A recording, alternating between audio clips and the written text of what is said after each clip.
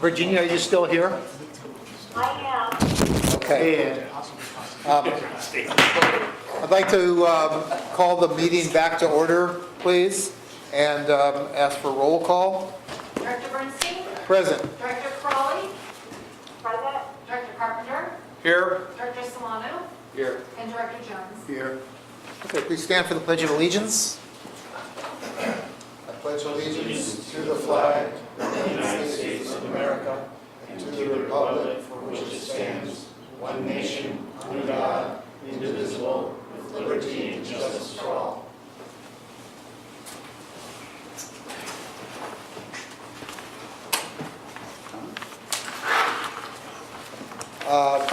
I'm going to report that there were no reportable actions from our closed session. However, we did not finish our closed session agenda, which I apologize for being late to this meeting. That's what caused our delay. And so we will continue at the conclusion of the open session tonight. We will go back into closed session as soon as we're done with the open session part of our agenda. Anybody from the public wish to speak? Okay, I'll go to item number 4, our CERT report. Chuck? Oh, I'm sorry, yes. I just want to say that there's no one from the public here.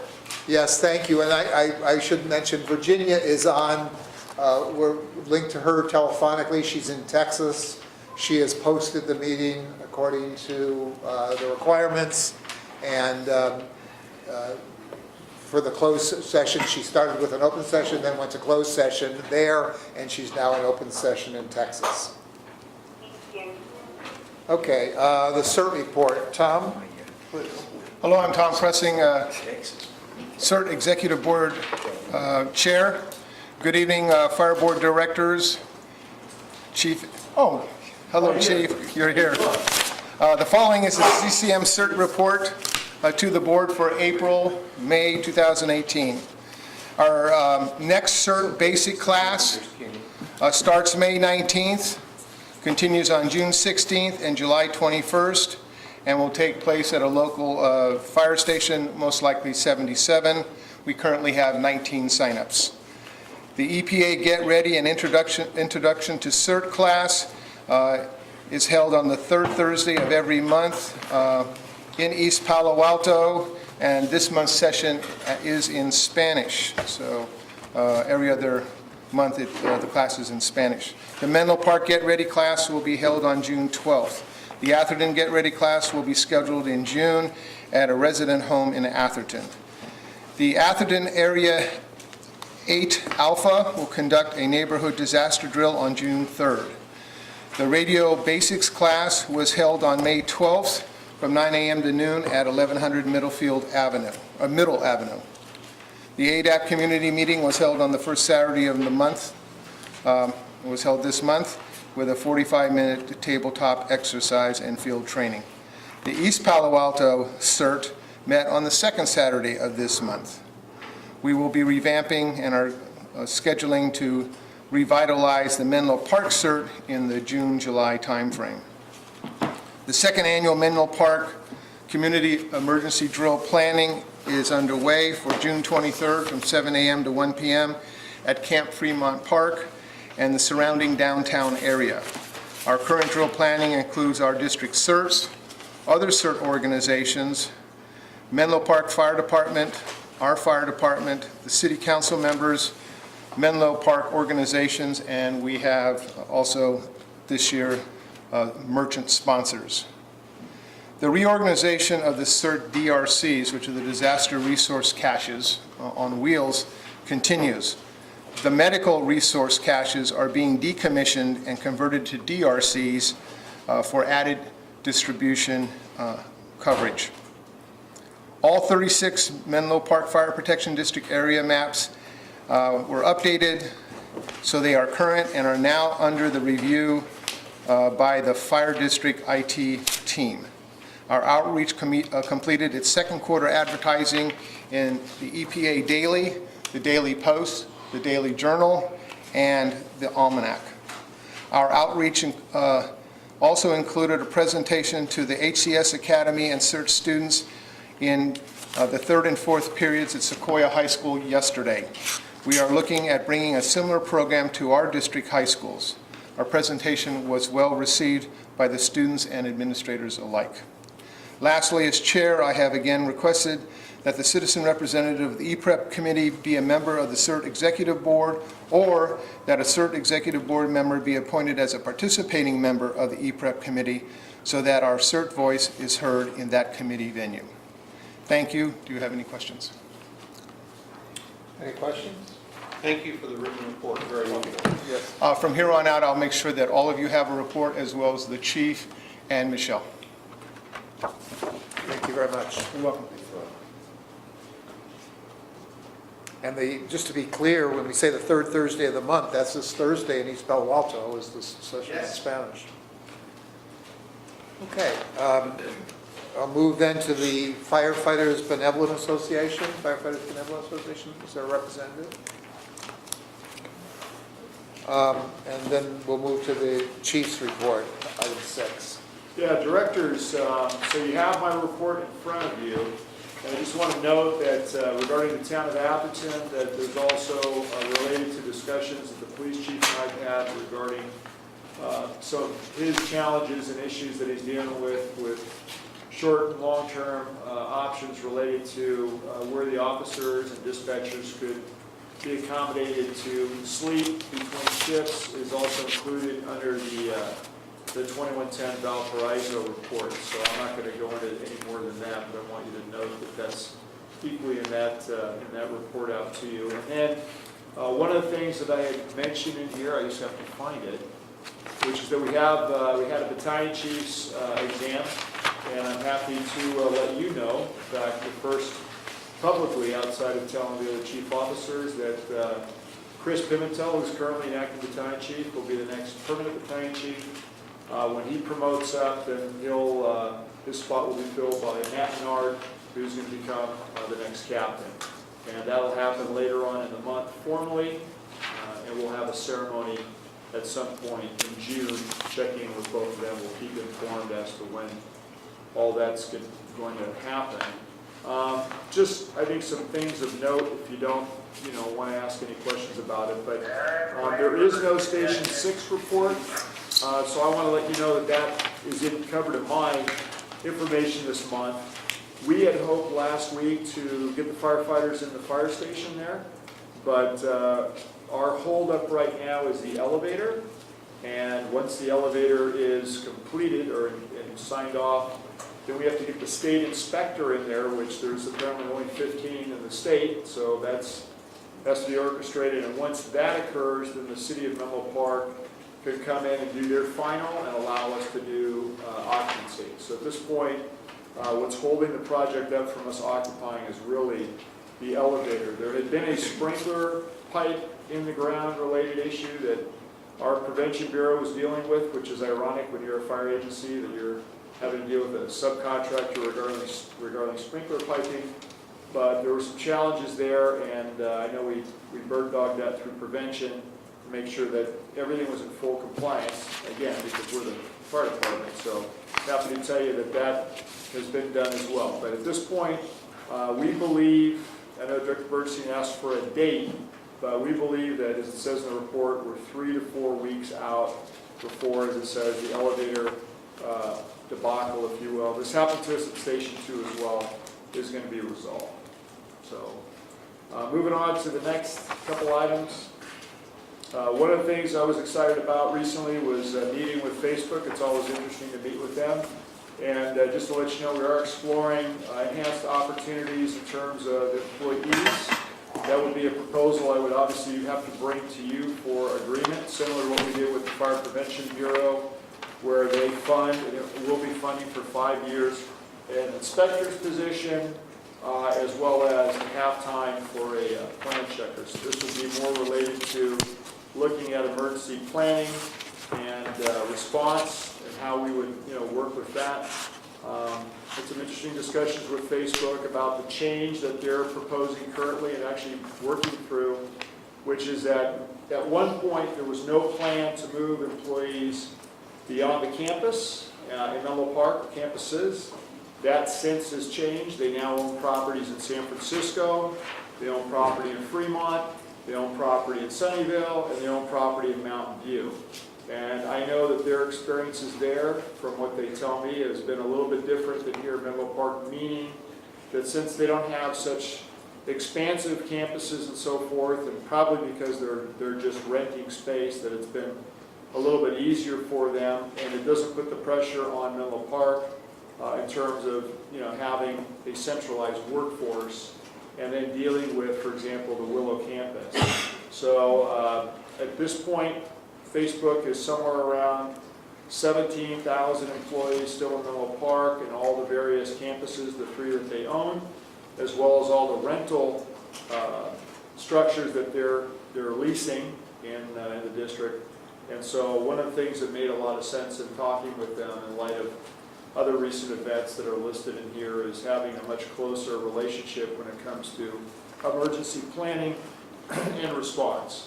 And the Menlo Park Police Department has just started, as of May 1st, on their 4th beat with them. So it's not fully staffed out, but we're also, Chief Stevens, who's not here this evening, is working with them on a request I had placed, which is to have weekly meetings with Facebook Security and the Menlo Park Police Department just to talk about, again, you know, campuses that are occupied Monday through Friday, typically with a daytime population of up to 17,000 employees, if not more, and certainly other guests that show up at different times, whether they're customers, vendors, visitors, you name it.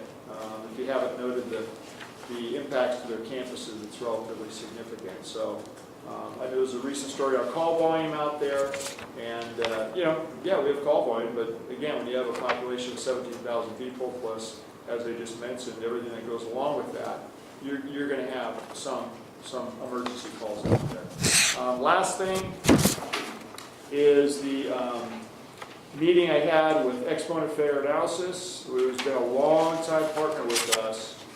And Exponent has been really good over the years. As you know, it's almost 30 years, and they now want to enter in a more formal agreement. Our discussions recently have regarded, I know again, Director Bernstein was interested in this, Director Carpenter has been interested in this, which is electrical vehicles and how to put them out. The Mountain View experience is one interesting issue that's come up, and I know Chief Diaz over Mountain View, we actually had some discussion about it, but we're actually talking about, by entering into an agreement with Exponent, looking at them getting some funding from the FDA, and then even potentially building a type of immersion device that you can completely saturate the vehicle battery system so you get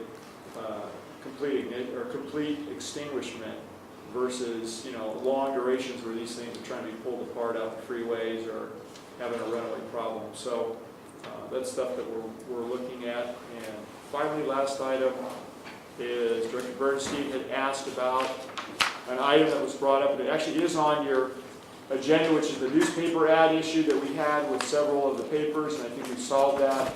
I said staff typically would pay on time, and we do, but what happened was we had to correct, consolidate, pay for some ads that were established under a separate account with billing to 300 Middlefield instead of 170 by some of our folks that didn't realize that we do that through a centralized process so that anything that's sent to 300 and people aren't there, the bill gets sent to finance and then we can pay it promptly.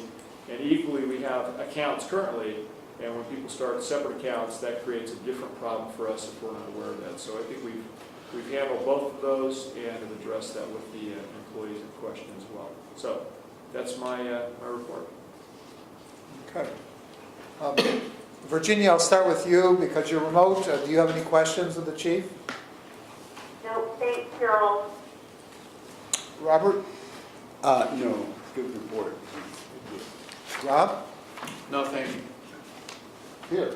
Yeah, when's the emergency notification system going to come back to the board for approval? So it will, approval I wish. So we had thought it would be a sole source, but the article that was written in the Almanac prompted another vendor to come forward that said they could both beat the price and had a similar product. So Chief Stevens is exploring that right now in terms of the second vendor and addressing, because then it would be a competitive bid if it's a similar product. We don't know that it isn't, but we also have some concern that it is what we saw within the LRAD system that was demonstrated. So, there is a second vendor, and, they approached us with both a product description and bid prices. So would we anticipate that coming back to the next board meeting? It'll come back to the next, I think we have the next finance committee meeting. It probably should go to emergency preparedness just for the idea of the system and so forth. Yeah, I The think- technical parts of I it. think did we do that already? I think you did. Not for the, Not for LRAD or for the? For LRED you did, but not Right. for this new stuff. Yeah, so we can do both. I mean, I Yeah. think we can kill, two birds with one stone. And again, Chief Stevens, it's interesting because they're an East Coast vendor, which presents a challenge because they only have a singular system that's being used at a private vendor, so which is in Folsom, and Chief Stevens is gonna go check that out to make sure. And quite honestly, what's going on, it's the evacuation signaling system for the Oroville Dam that was put in place, and so they have two portable systems up there. So they only test it once a month, so he's gonna go up there for the test and they do it. Thank you. Okay.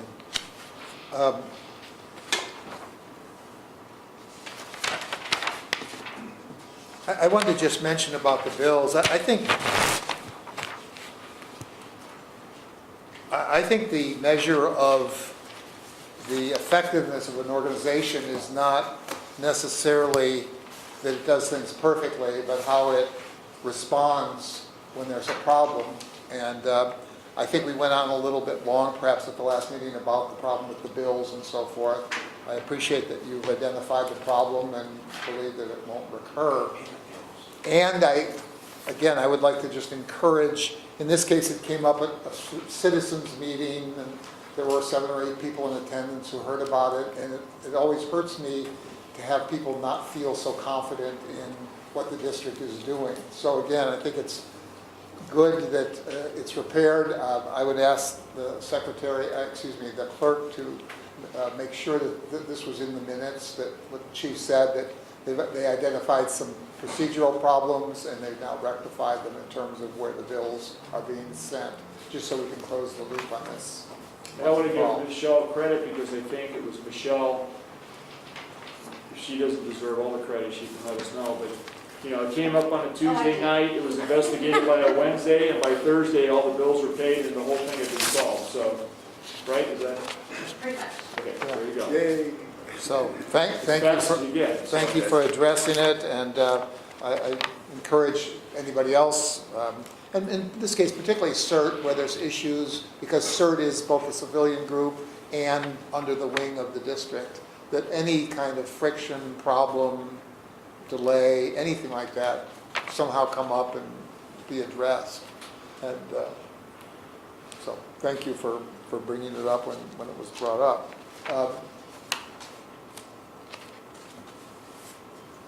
Anything else on the chief's report? Okay, thank you very much. Move on to item number 7, which is the operational review. Director, do you mind if we skip that? I mean, I want to get back to it, don't get me wrong, I still want to do it, but can we do the public hearing in sure. terms of fire prevention first? So if there's, we can get either John out of here, if he's going to stay at least, get this one under your belt. So let me ask you, would you have the number 7 immediately following the public Correct, hearing? yeah, so instead of 7, do 8, and then do 7 after 8. Okay, any objection by other board members? None? No. Okay, so we will go then immediately the public hearing. I'd like to open the public hearing on the weed abatement. Do you want to address the group at this point? Or address- I'll wait for you to close the public hearing and then I'll address you. Okay. Anybody from the public like to speak to this matter? Since there's no one, I'll close the public hearing. There was no public comment, and so we're now on actually item 9 here, which is to consider and approve a resolution authorizing the fire chief to authorize the removal of weeds. Okay, so before you is the resolution. Fire Inspector Lindsay Murtha has diligently worked to go and take a look at all of the properties and make sure that they've been photographed and to look at the conditions of the properties to see if they've been abated or not. We will continue that process through June 1st because people will continue to abate them on their own. But with this action before you, it allows us to be able to have the authority to go onto those properties that have not abated by June 1st and clear those weeds and then recoup the cost. I have a motion to Accept the report? and to approve the Do you have to do it separately or do it together? I'm sorry, what's the question? Separate motions for accepting the report and authorizing the resolution, or can we do that in one? Just 9 all in one. Okay, so move. Okay, a second from Robert. So it's been moved and seconded. Discussion, Virginia, do you have any comments on the resolution regarding weed removal? No. Anybody else? No? Okay, I'll bring it to a vote, and this will be a roll call vote. You're recording it, Aye. Michelle? Would you like to call the roll? Director Crawley, Aye. Director Carpenter, Yes. Director Solano, Aye. Director Jones, Yes. Director Bernstein. Yes. It's 5-0 vote to approve the resolution. John, is there anything more you need from us? All good. Thank you very much. Appreciate it. Director, can I, one point for you I just wanted to raise because I'm sure you may or may not hear about it. So, and John and Lindsay are aware of this, we have a property called the O'Keefe Kavanaugh property. It's in Menlo Park and it's along the bayfront. It's in an environmentally sensitive habitat area. We believe jurisdictionally, it's, at least Fish and Wildlife has said it's under both their control and it's under, or their influence, and it's also under the Corps of Engineers. I've never received any paperwork, nor has fire prevention, that that's actually true.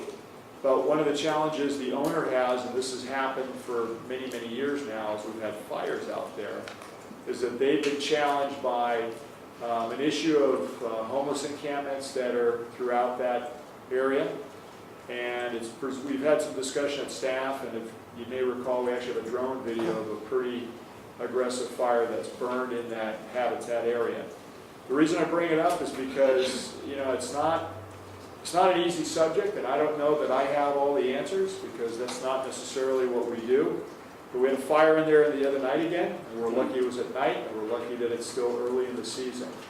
I've had some discussion with Interim Chief Bertini about it.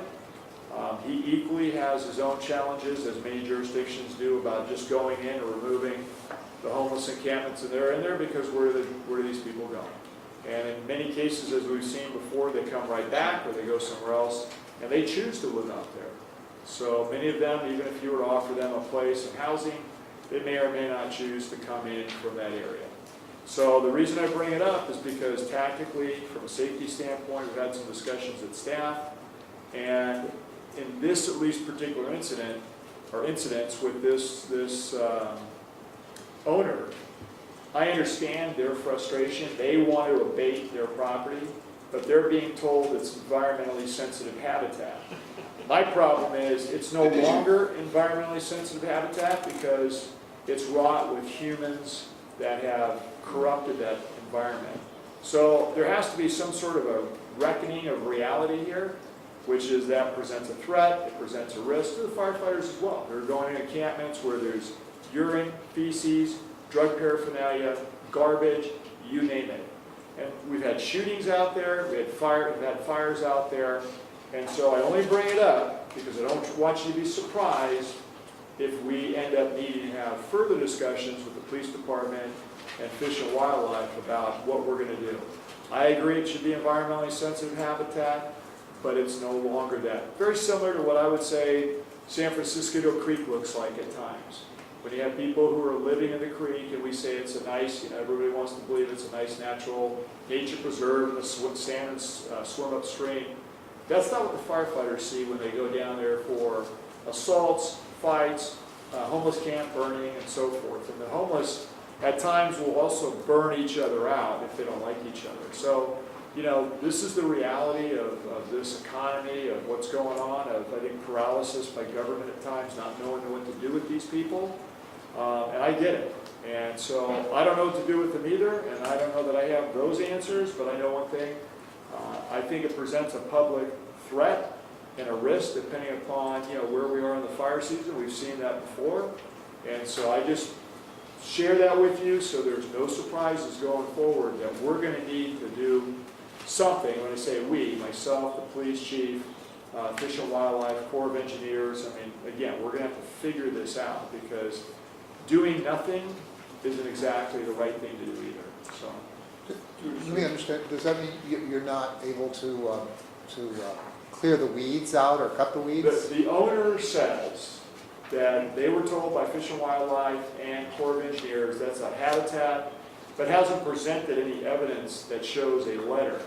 So until that time, as far as I'm concerned, we're going to do abatement if they don't do it.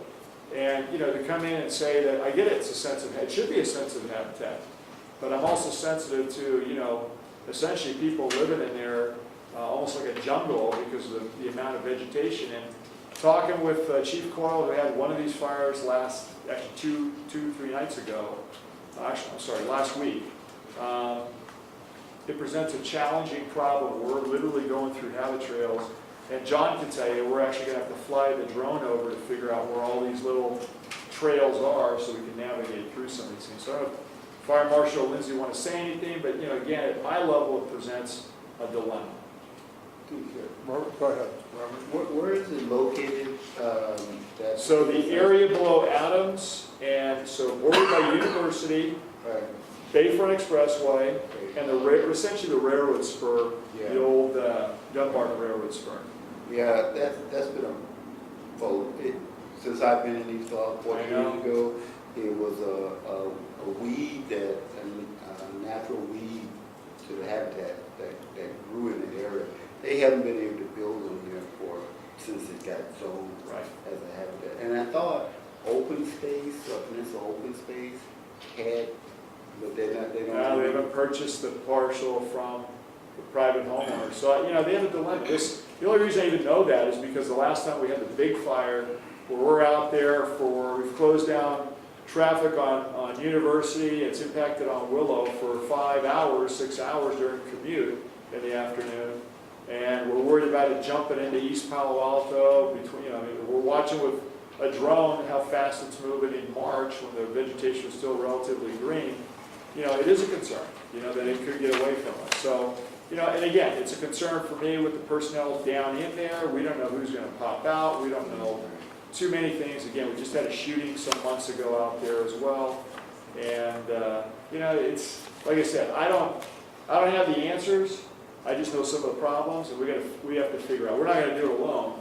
But again, ignoring it and acting like there's no problem until the next time it happens isn't the answer either, so. Well, I know connected with Peninsula Open Space, because they own property around that Right. area, might be a starting point in terms of. And I wish it was pristine open space, but it's not. Go ahead, Rob. Well, Chief, since we're not a law enforcement entity, Right. I think we should prepare a letter prepared by our fire marshal, fire prevention group, and outline the dangers out there, the times that we've gone out there, the danger to, you know, not only the firefighters, but to law enforcement and the residents that live within that area, because if it does catch fire, and is it East Palo Alto jurisdiction? It's or- actually, part of it is in the city of Menlo Park. Oh, even that's though a- that's a good borders- starting point. Maybe, Even though it borders East Palo Alto, and that's probably the area that's most at risk. But, you know, like I said, I want to follow through with Chief Bertini and what we had discussed, which is, you know, Fish and Wildlife really is the federal entity that's saying nothing can be done with it, but something needs to be done with it. So I think we're both pretty convinced at this point that we're going to pursue Fish and Wildlife to do some type of abatement.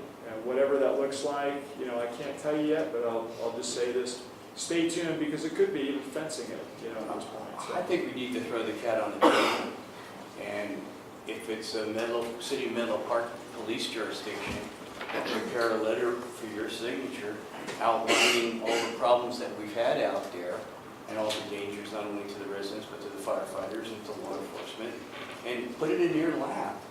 I mean, you know, we'll of course assist them relative to what they want to do within the enforcement, cleaning, you know, the abatement aspect. But, you know, I just see a tremendous civil liability for our agency by not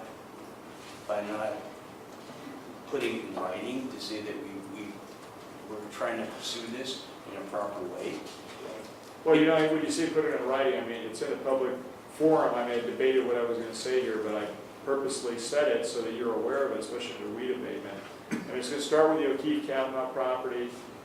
You know, Dave and I both believe it's a fish and wildlife issue, even though they have law enforcement powers.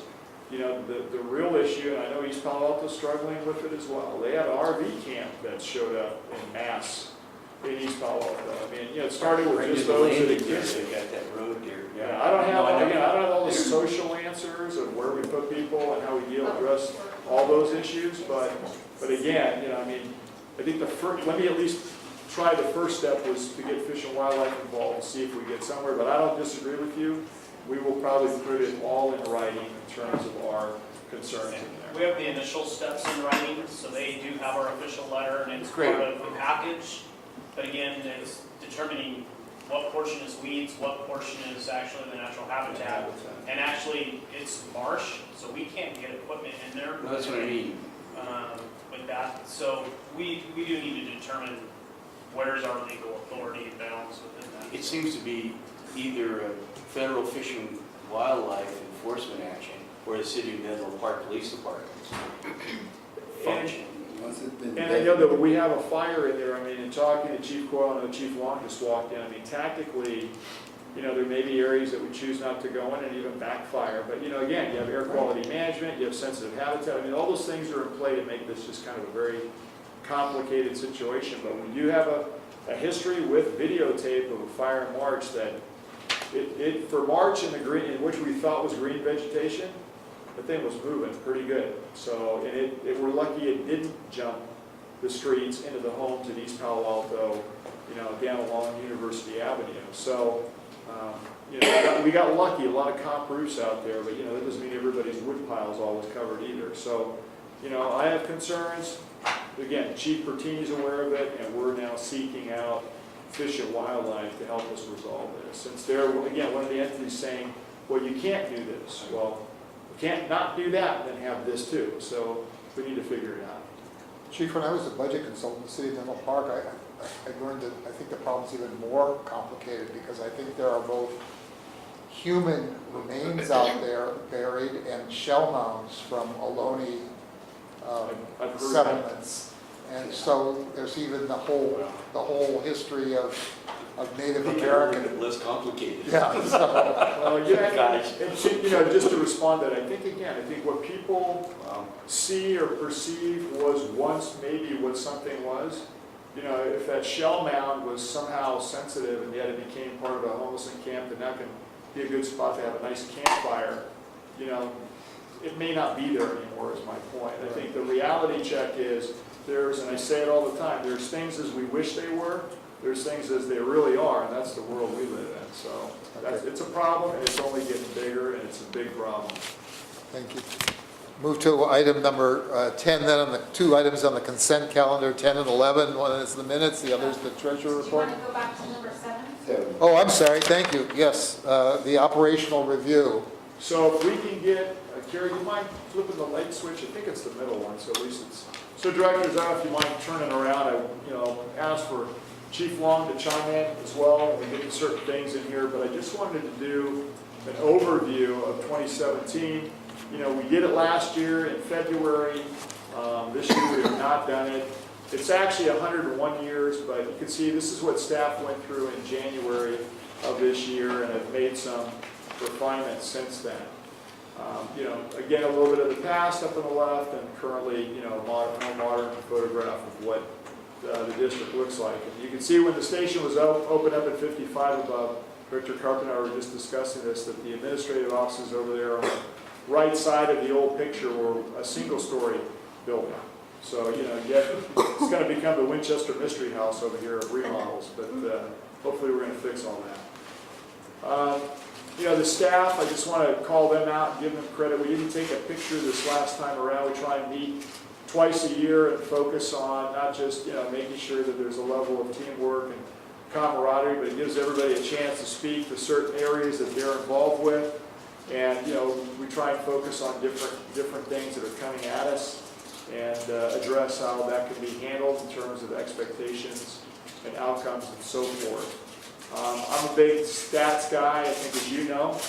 So if this is overwhelming, I certainly can simplify, but you can see on trend analysis, I'm a big, believer in trend.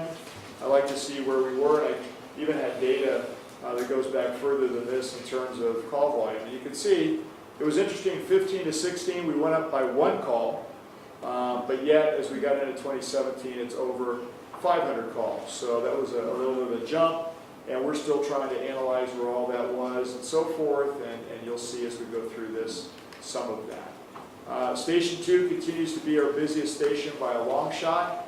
One of the great things that we were able to do in 2017, and it says 2016, sorry about that on the bottom, but one of the great things that we were able to do in terms of last year, thanks to the board's action, was to put Rescue 2 in service. We haven't fully evaluated that yet, but we believe that's made a big difference because we went from staffing of 4 people on 1 unit on engine 2 to staffing of 5 people on 2 pieces of equipment, which gave us some versatility, not just on the size of the vehicle, but equipment that was carried on that vehicle, as well as a smaller frame that, as we said, could pilot over the Dumbarton Bridge. If we had an accident, we would lose less people for a longer period of time. And it's just a really handy configuration to take some of the burden off that very busy engine company so that it has a greater amount of availability.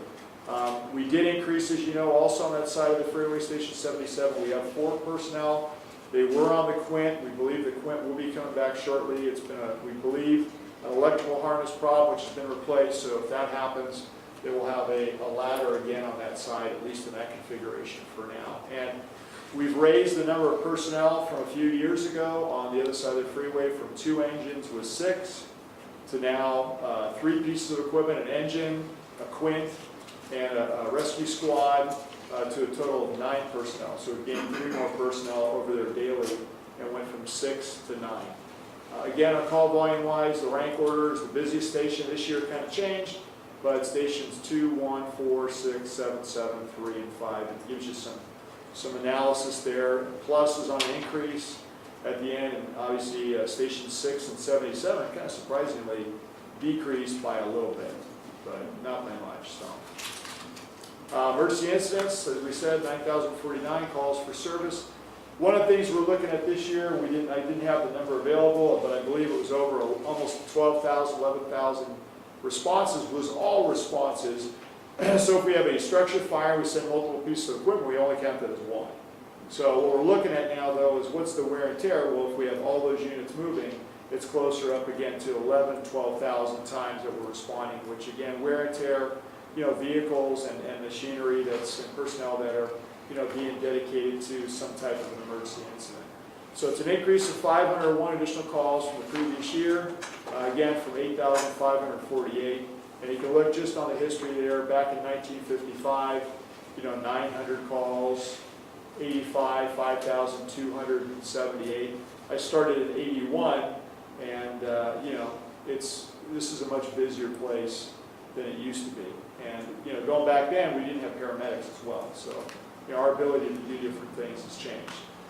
We don't run as many fires as we used to, so the trend is trending downward. But the problem is with the types of structures that are being built, the size, even though there's suppression systems and so forth, that doesn't mean they're not going to have fires.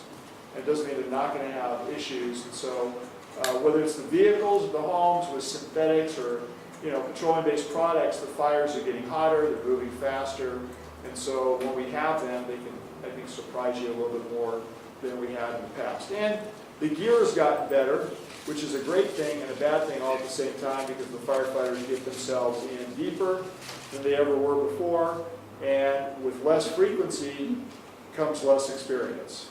So, you know, I mean, it's great that we have less fires, but one of the things I don't like about it is, you know, that's what made us good, is, you know, you had a number of calls over your career and you learned from every one of them, so you weren't maybe as surprised when you went to something that, you know, pulled a few little tricks on you. So, you know, again, that means that's more of an emphasis on training, certainly more of an emphasis on the commanders in the field for simulation, the new firefighters and training. So yeah, we spent a lot of time doing something that we, you know, infrequently do, but arguably we're the only ones that can really do it. And as we all saw this last summer, even into the fall and winter with Coffee Park and, you know, wildland fires, you know, being prepared and ready and having the size of an effective force that's well trained and skilled, you know, does make a difference. Fire trends, you know, again, annual review, where, again, Station 2, busiest station with 48 fires last year.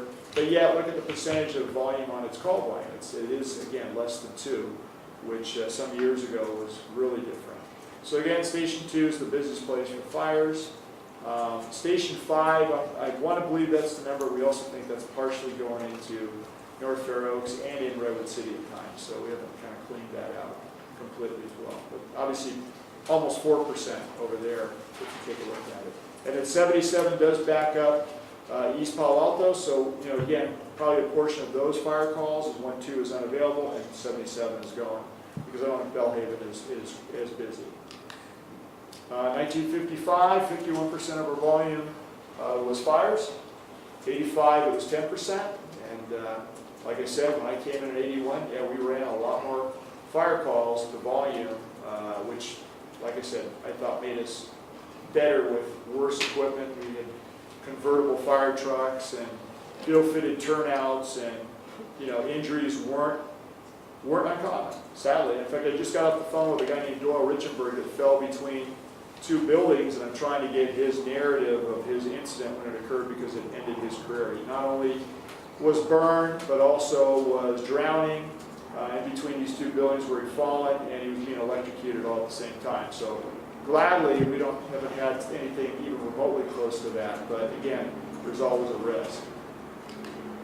In the last 20 years, East Palo Alto does stand out, and it is getting much, much better. But we've had 16 people die in fires with significant events like a plane crash, which also caught on fire. The Fordham Street, as I put on there, we have a +1 because on the anniversary we actually found that one of the 2 women that had escaped early in the fire had passed away within a year after the event. So once you get to 10 under NFPA, it's considered a significant fire. And so based upon that, the Fordham fire in East Palo Alto is one of the worst residential structure fires in the United States. Remember, it was intentionally set, so it is a homicide. We had Emmett Way on Christmas morning, 2 fatalities, both kids. We had a grass fire, 1 fatality in 2007. Again, homeless encampment, intentionally set fire to burn and cover a homicide. 2010 Beach Street with the 3 fatalities. The Tesla employees who were killed when their aircraft crashed on Beach Street, and that's about as close as you can get, I think, to having a major catastrophe out there. That plane, you know, it wiped out a lot of things, but it did kill more people on the ground, and it's amazing that it didn't, because it hit a daycare center, if you remember that. And 20 minutes later, that place would have been full of kids. So it went down the street, caught 2 homes on fire. As I understand, not so long ago, that daycare center finally opened back up again. It took many, many years to do that. But, you know, again, resulting aircraft crash and fire. And, you know, we learned that the Achilles heel of Palo Alto is that grid that comes in as they own their own utility, because I think it's worth mentioning that part of their challenge that day was the power went out to Stanford Hospital and the entire city of Palo Alto because they did not have a backup link for power into the city. And so, you know, the vulnerability of having all your power coming off the bay, I think, is somewhat self-explanatory. I don't know if they've corrected that, but they certainly know it's there. Couldn't miss it that day, that's for sure. So there was an added pressure that day to get things moving, and I didn't realize that was the issue until the Palo Alto Fire Chief called me up and thought we were screwing around and not letting people in because of the FAA NTSB investigation that would need to occur, when that wasn't the case. But again, that was equally a challenge for them. 2015, we had the Bay Road trailer fire on the old Romick property. It was a young boy. We're not sure what happened, but kids basically playing around, some potential drug-related issues as well, and we had a fatality in there. So, that's unfortunately the sad side. The photograph I give you up there is actually a veterans-funded facility that we had to be involved with. We had 17 or 18 people living in there, which is well above what legally can be done. And, John, myself were involved with this, and even with the VA, when they were using third parties to house people from the veterans facility to reintegrate them. So that's a good thing, but when you got people jumping out of windows when you show up because you got a singular staircase with a kitchen at the base of the stairs, and somebody starts the kitchen on fire, and so you lose your only single egress, then you got a problem like we see right here. And so we're very lucky, and have been lucky, knock on wood, so many times that we haven't had either significant injuries or multiple fatalities on fires when they do occur. I mean, fire prevention, we did a good job, I think, after that, trying to root some of these out. And certainly the VA changed, I think, their oversight, which was they were okay giving people money without really knowing where that was going or what was going on. So that caused Chief, that what about problem. the fatality of the guy that was in his van? Yeah, but not East Palo Alto, so that's North Fair Oaks. So I didn't list that one on there because that's for East Palo Alto. So I just only list that because it seems to be that's where we've had a large concentration of fire fatalities. And as you see, the largest number of calls, right? Both fires and just calls in general.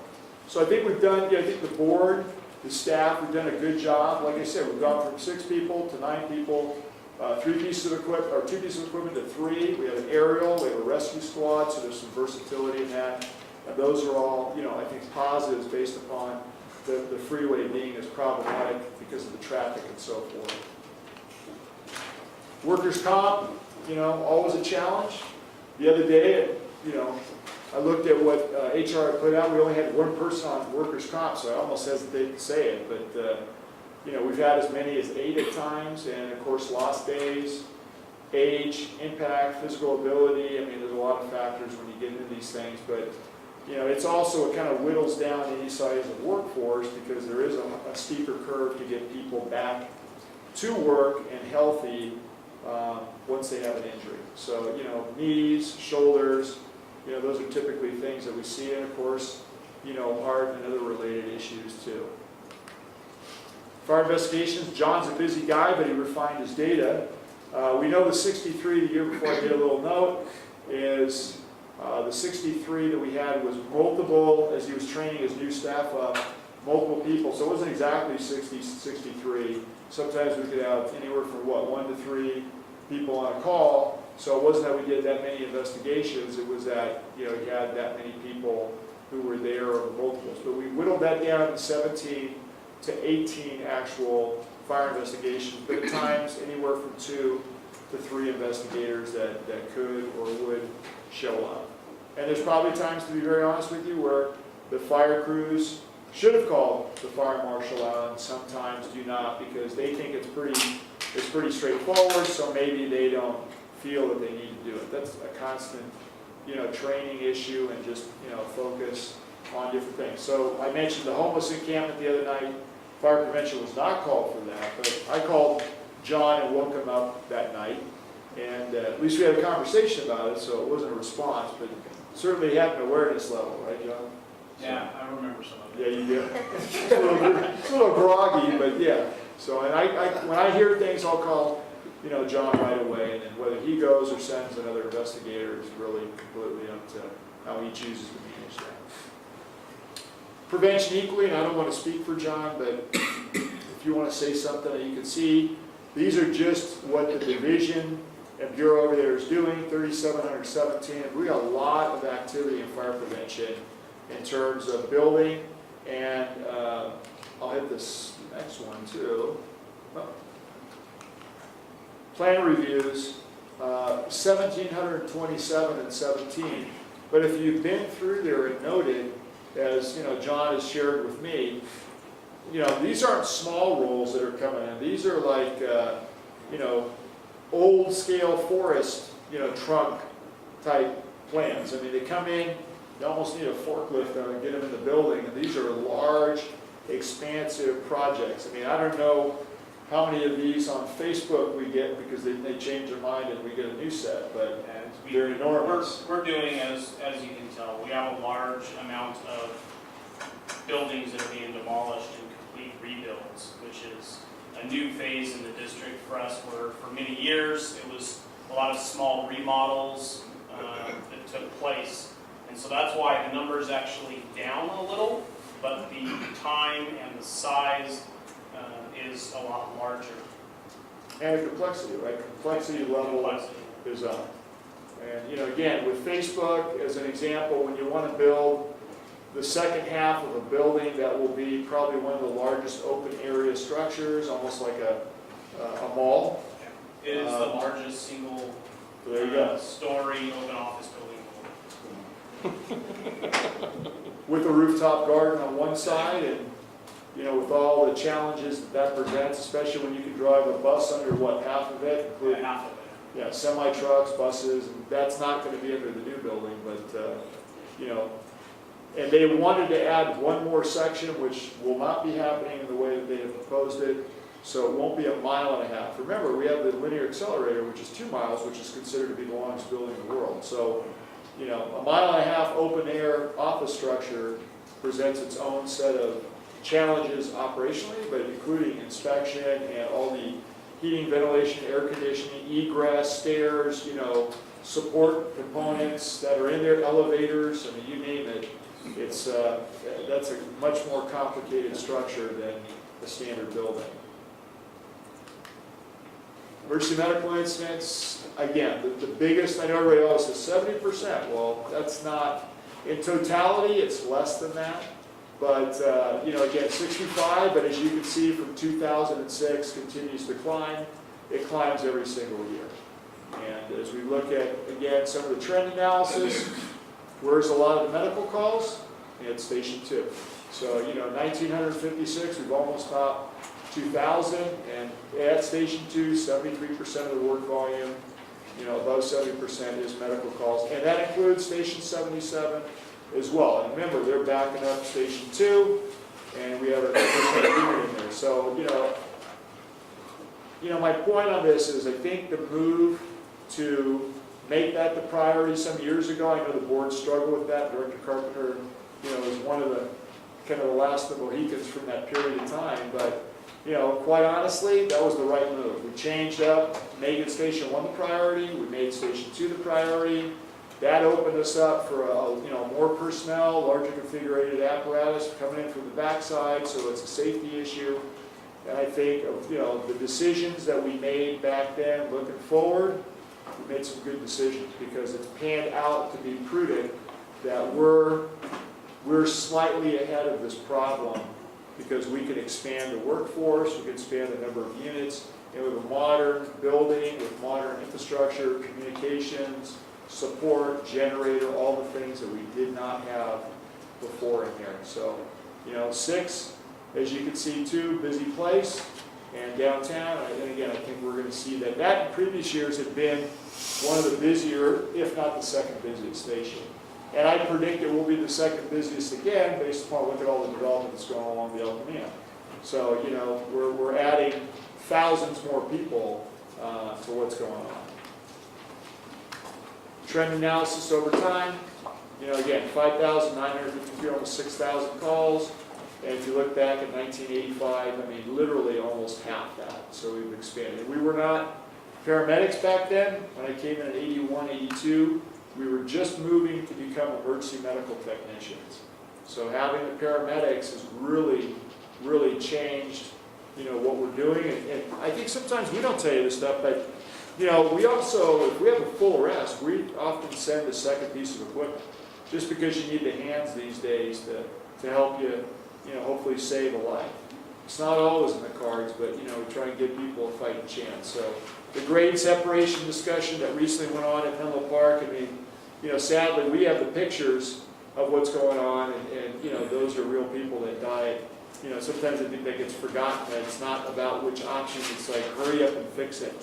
Because every year you don't, you know, there's going to be more problems. So, you know, I always hesitate to say which one we want. I want the one that's going to happen tomorrow, you know, if you can do it. Automatic and mutual aid, interesting trend here. I know Chief Wong and I were surprised by this. We've had some discussion with Palo Alto.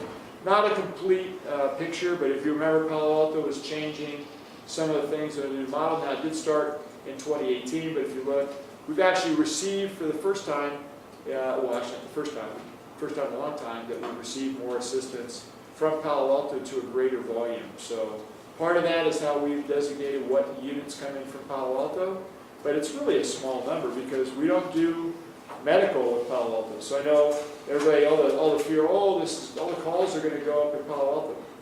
We haven't seen that at all. In fact, you know, because we only do fire calls and car accidents, we haven't seen that. Now, we need to, for both of our benefit, get more into the EMS world with them, but we'll let them kind of settle out their new model and any issues they have with that. So, you know, that's still coming. Redwood City, this is probably more of what auto aid looks like between two busy, you know, semi-metropolitan, you know, fire agencies with a lot of people moving around, especially Monday through Friday.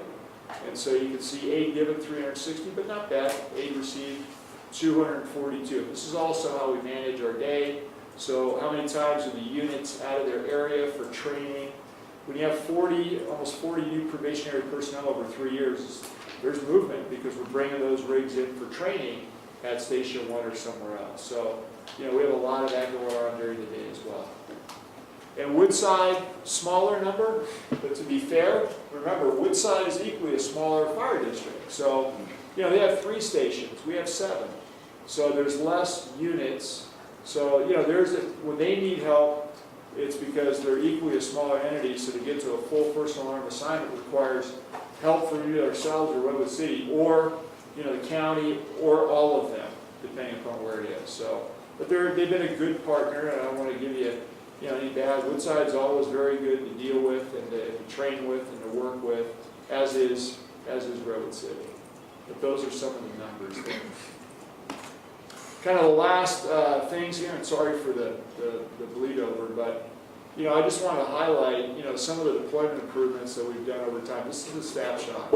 So we designated primary response routes back in 2011. We're talking about that again. We started working on El Camino and Middlefield specifically back in 2014 and trying to address some of the issues, whether it's narrowing, bicycle paths, you name it. Kind of going back before that, maybe not out of order, 2013 was ISO and being rated as a Class 2, so we came up from a Class 3. 2014, we added traffic preemption devices. We now have not every signal in the district, but almost, you know, a good percentage has preemption. The only problem with preemption is it doesn't work during gridlock. I mean, you can turn the light purple and nobody's moving, right? So at the end of the day, if they're not moving, then it's about, you know, how wide is the road? Can people get out of your way? And so forth. So, you know, while that's a big upgrade for us, it's not the ultimate solution. In 2015, we added preemption at El Camino. In 2015, we did the standards of cover, which we're going to do again, as you know. So that's the last time, about 3 years, which is about right, because we programmed that in for the next fiscal year. It's in the budget. We did time-based performance standards, which I know recently Director Bernstein has on the agenda tonight for you guys to discuss, which is looking at and being in the 90th percentile, right, for the number of times that we beat our target within 7 minutes. I think one of the things that we're doing a lot more of now, to Director Bernstein's points and other points by the board, is, okay, that's great, but what about the exceptions and why? So if you don't meet that, what is that? Is it people not pushing buttons? Is it a second due rig because it's further to get to the call?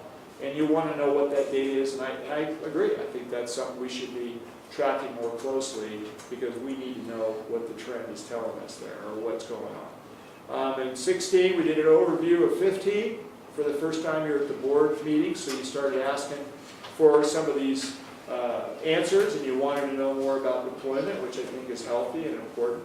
In February, we did the Nexus study, and we started looking at impact fees. Even though the jurisdictions didn't support us, we moved forward, thanks to Tim Kremen, and trying to move forward with a modified impact fee that, for at least saying it in the room, because they said it over and over again, wasn't the initial, we're charging for residential, we're charging you for everything that's a commercial building.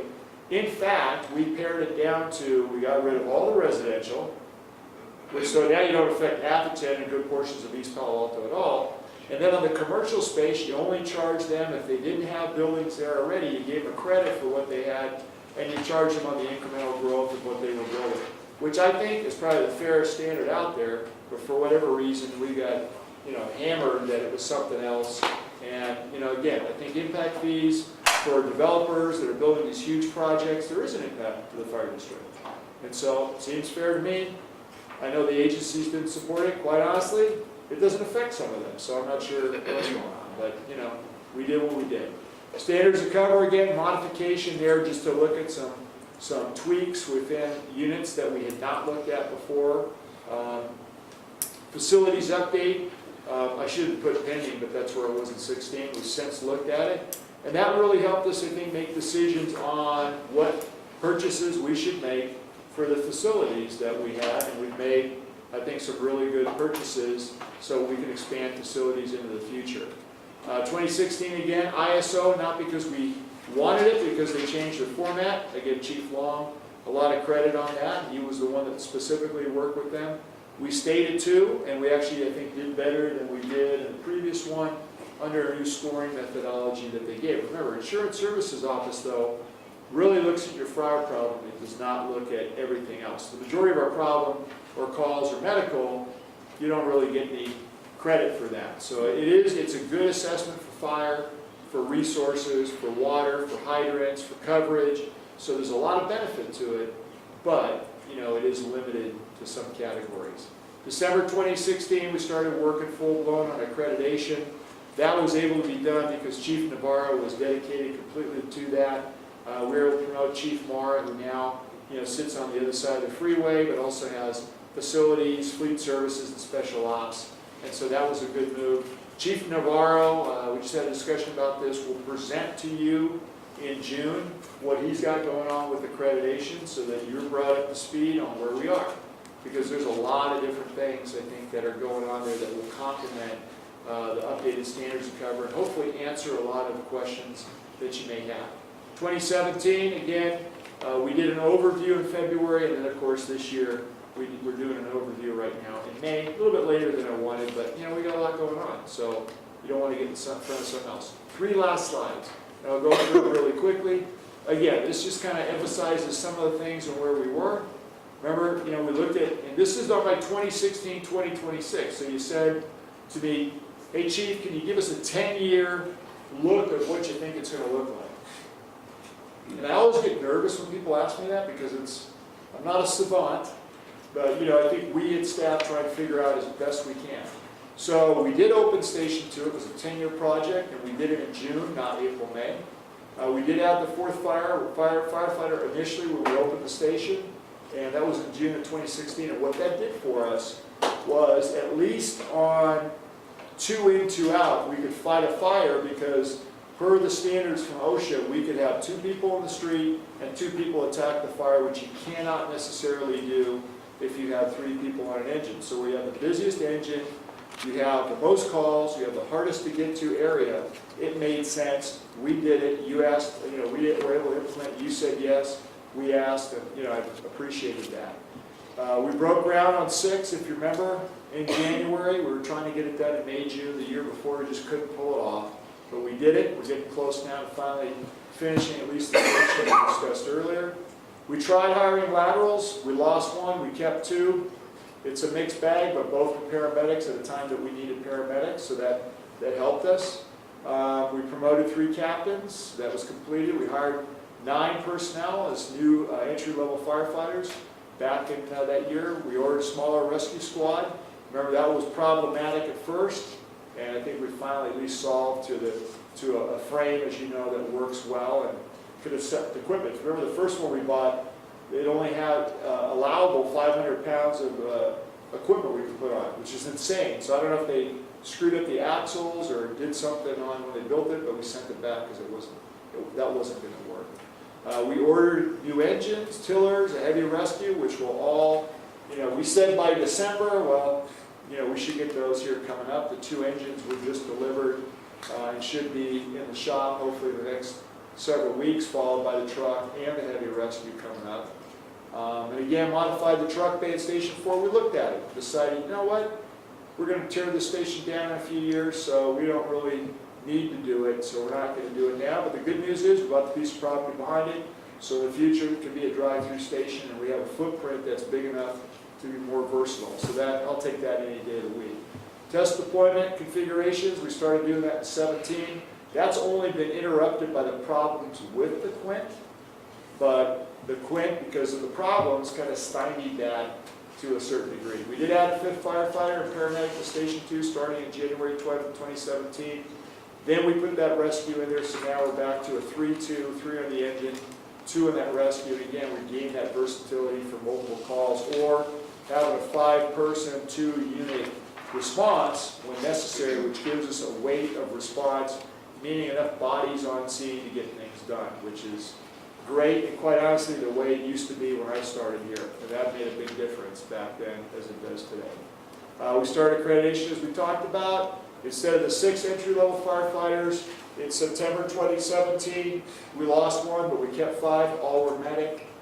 This last, as we said, fall, we were looking at 3 to 6, but actually we hired 9 based upon you saying, yeah, chief, we'll let you go 3 over, and it's been prudent because right out of the gate we lost 1, right? So we're not, we gained 3 plus 3, we lost 1 literally, within a week, I think within a week of starting the academy.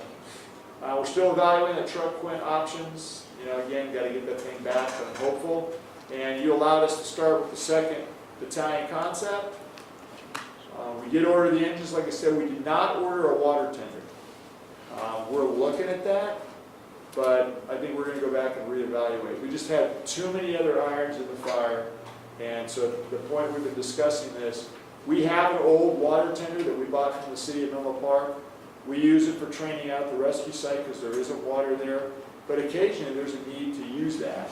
And so, we looked at, could we buy a newer one, maybe not a new one, but one that would be more conducive to our operations so it doesn't just sit out there.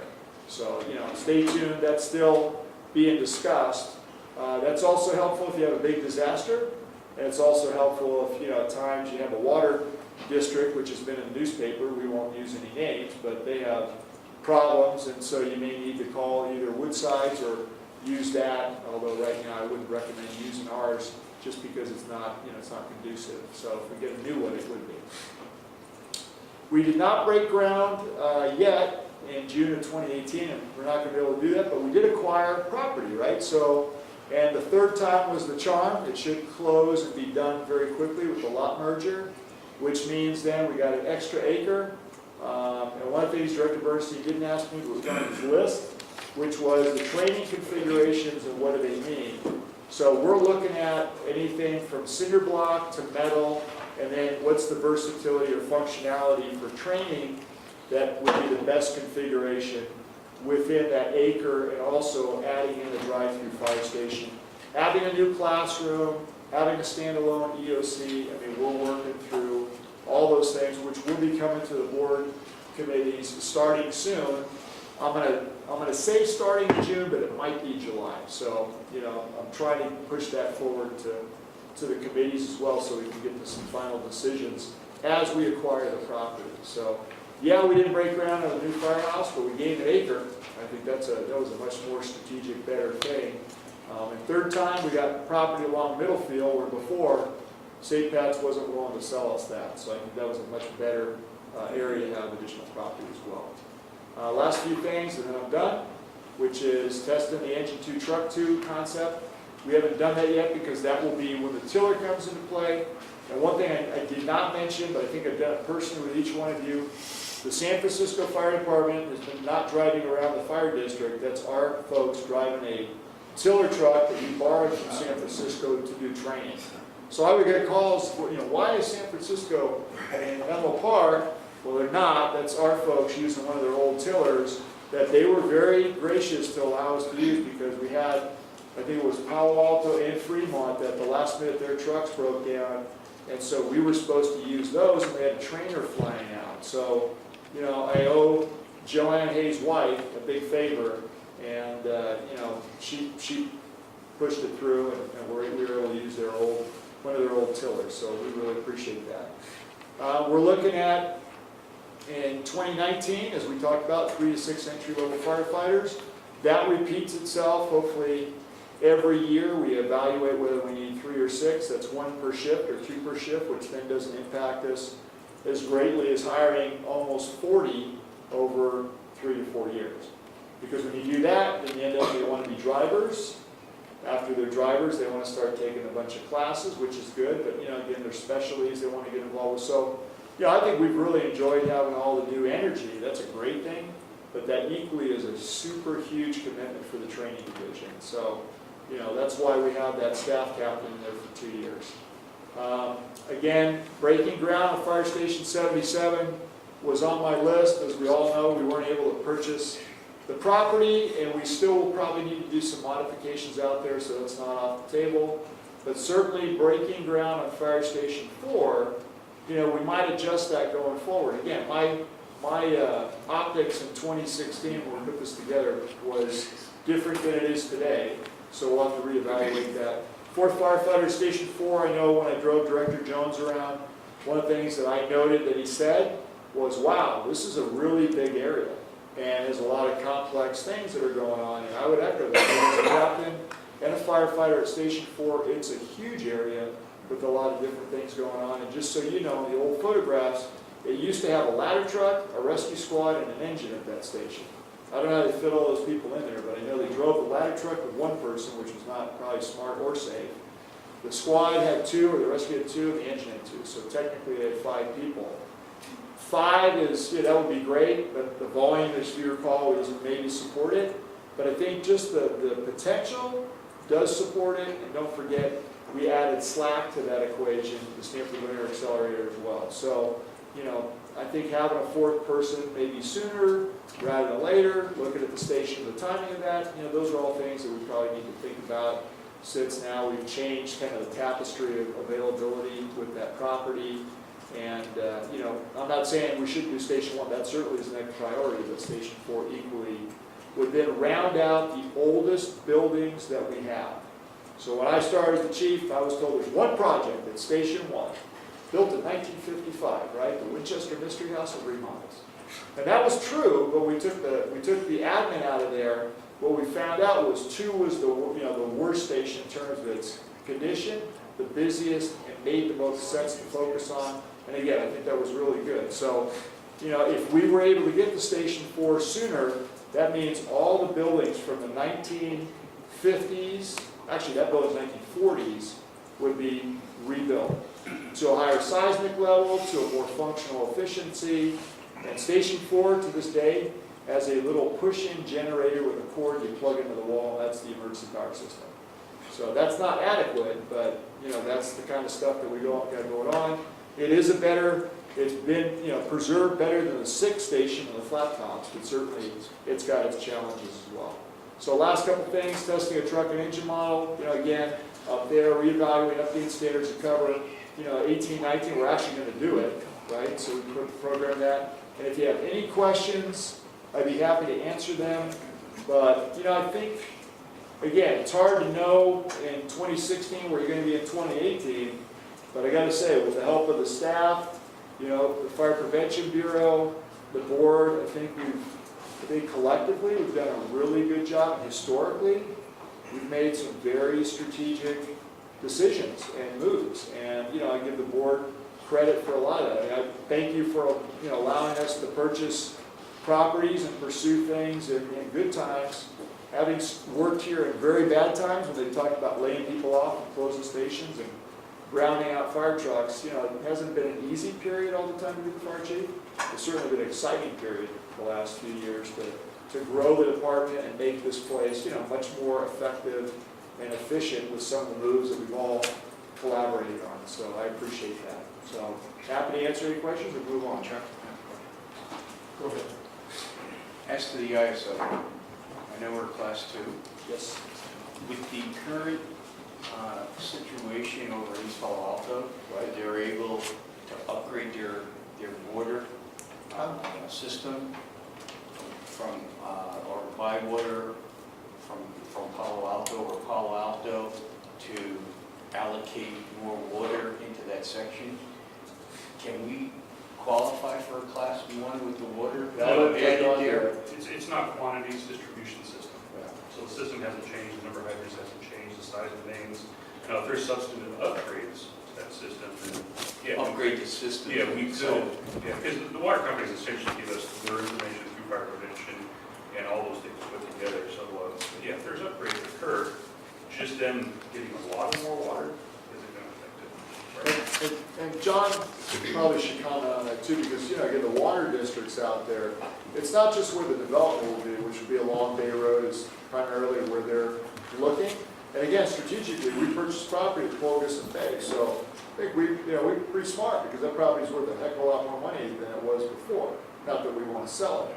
But the reality is, that infrastructure to some degree has been improved along Bay Road, right out to the Cooley Lane. Yeah, to that. Well, it's been improved on Bay Roads in 3 phases for their improvement.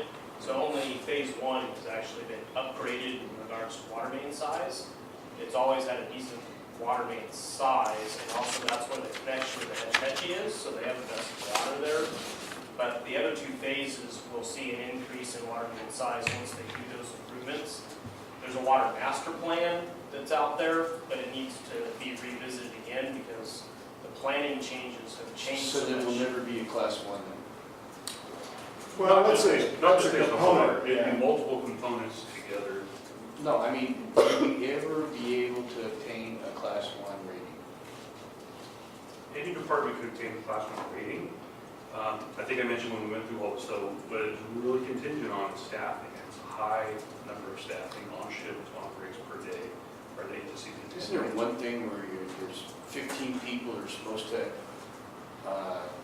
respond to a hydrant or something, or some type of emergency? Is it supposed to be 15 firefighters at one time? Well, yeah, the first water response, the NFPA recommended, because of the tasks that have to occur, the number of people it takes to do each task, it's 14 individuals for a residential single-story structure, or 15 if you have aerial runs.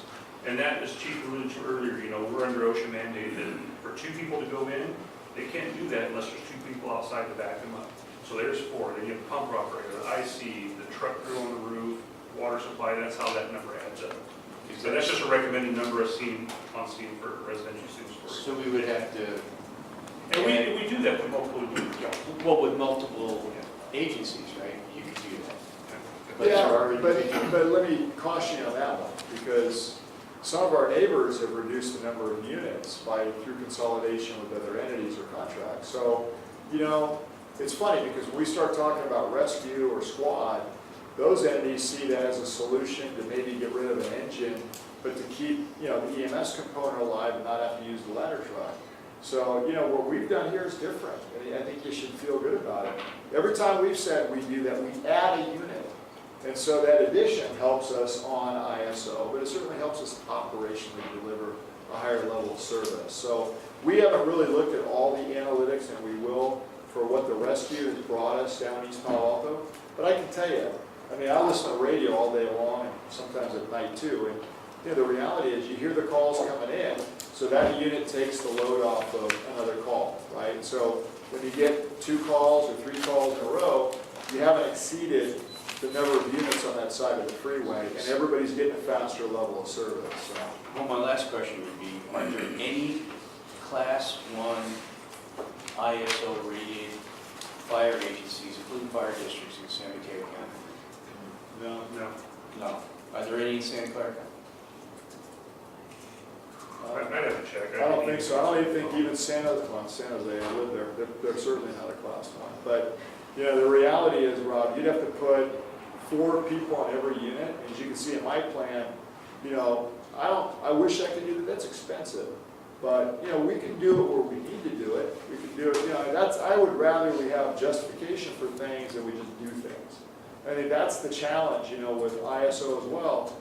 You know, being a class 1 would be a great, you know, thing to show everybody, but functionally, does it make sense? I mean, and even as I'm saying to you, hey, having 3 rigs on the other side, the versatility, you know, the other part I gotta emphasize is that means the units from the other side of the freeway don't have to go across, because once you start the dominoes moving and you're displacing apparatus, that means we're creating voids within the system.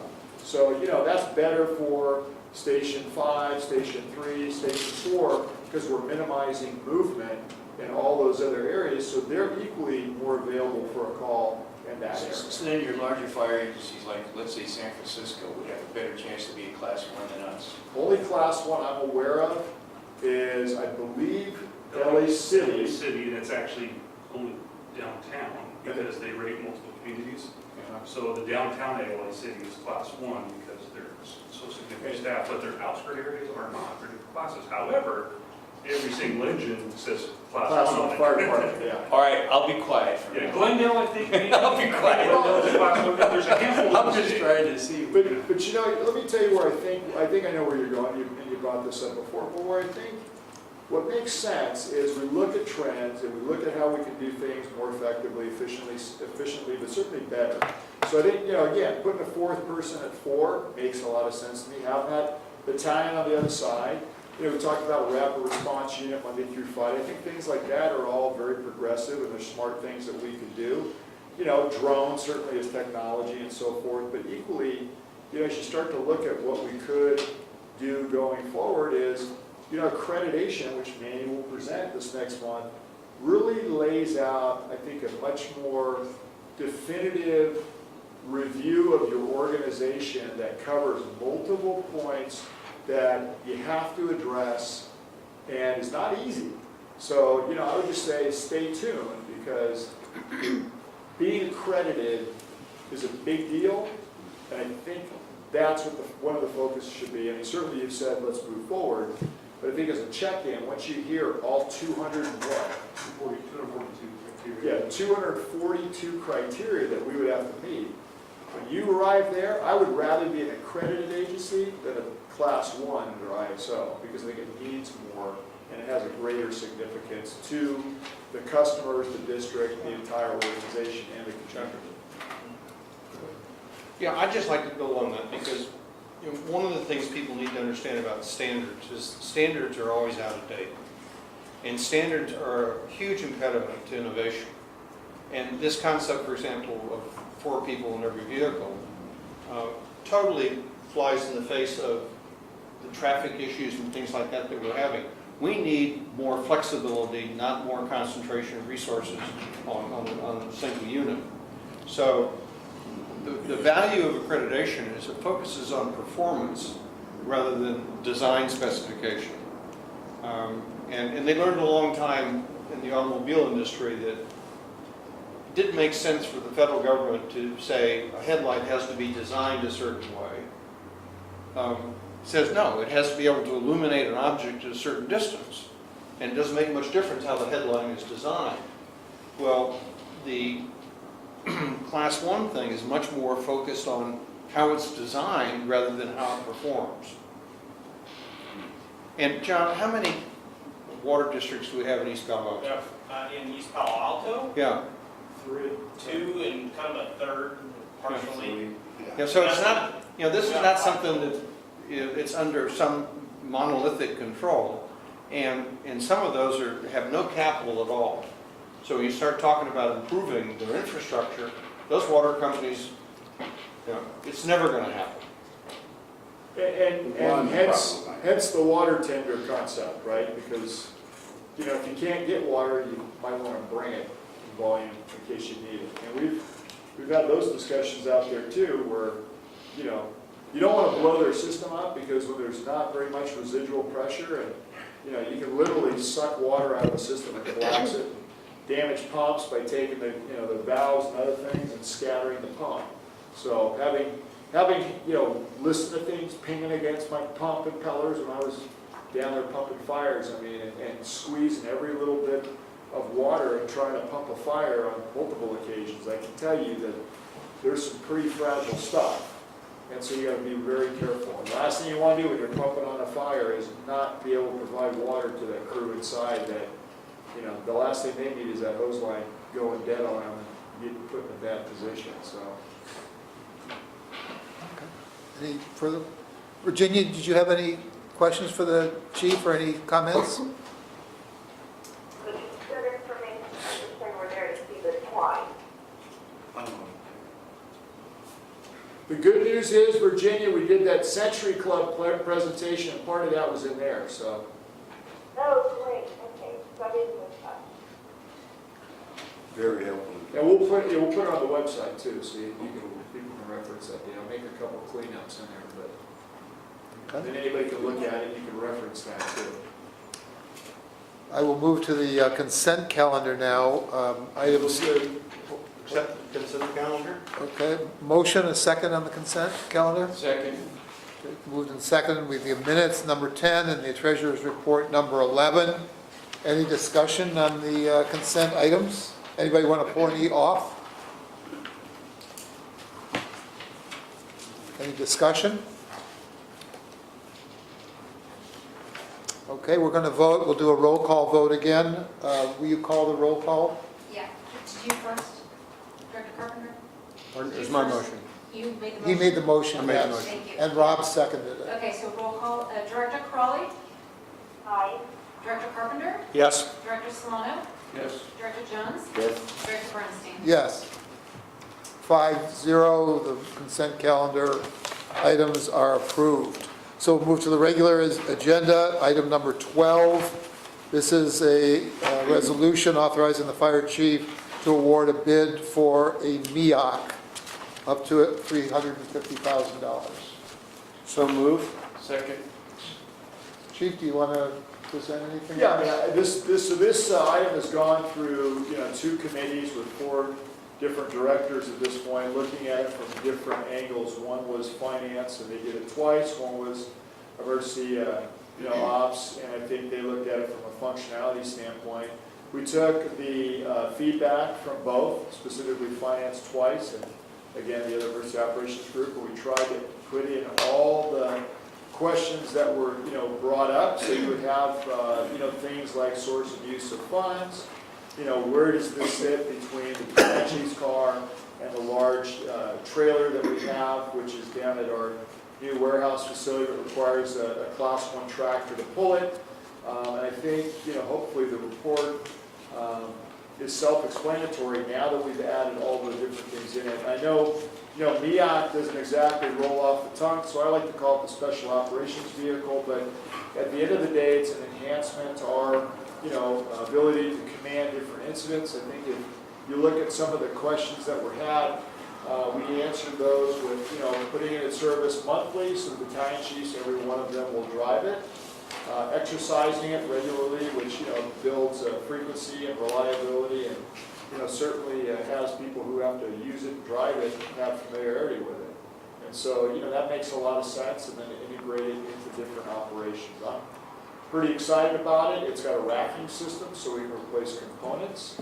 We put in a budget every year of what we thought that would cost. We've given how many years we believe that it will last, and so we've modified, a lot of things in this report to answer all the questions that were brought up, and hopefully we answered all of them. If we didn't, try and answer them tonight, so. Thanks for the picture. Yeah, and that was, thanks for bringing that up, because when you said, I don't know what's this thing look like, that was like, okay, forgot about it. Yeah, we know what it looks like, you don't know what it looks like. Okay, Virginia, I'll start with you. Do you have any questions or comments on the item 12? Yeah. Okay, Peter? Yeah, I just want to thank the staff for bringing this concept forward. I think that a key issue for us moving forward is going to continue to be mobility. A key issue moving forward is continue to have redundancy.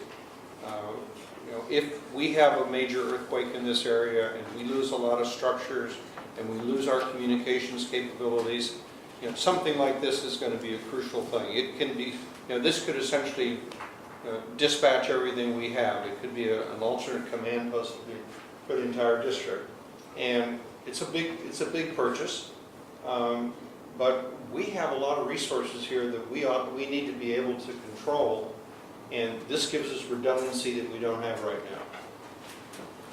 Rob? Well, I'll agree with Peter, and just the aspect that we have our own, and we can retrofit it and make it as a training function for all our firefighters and have it available, not only for our district, but to have it available for our Task Force 3 in research and rescue.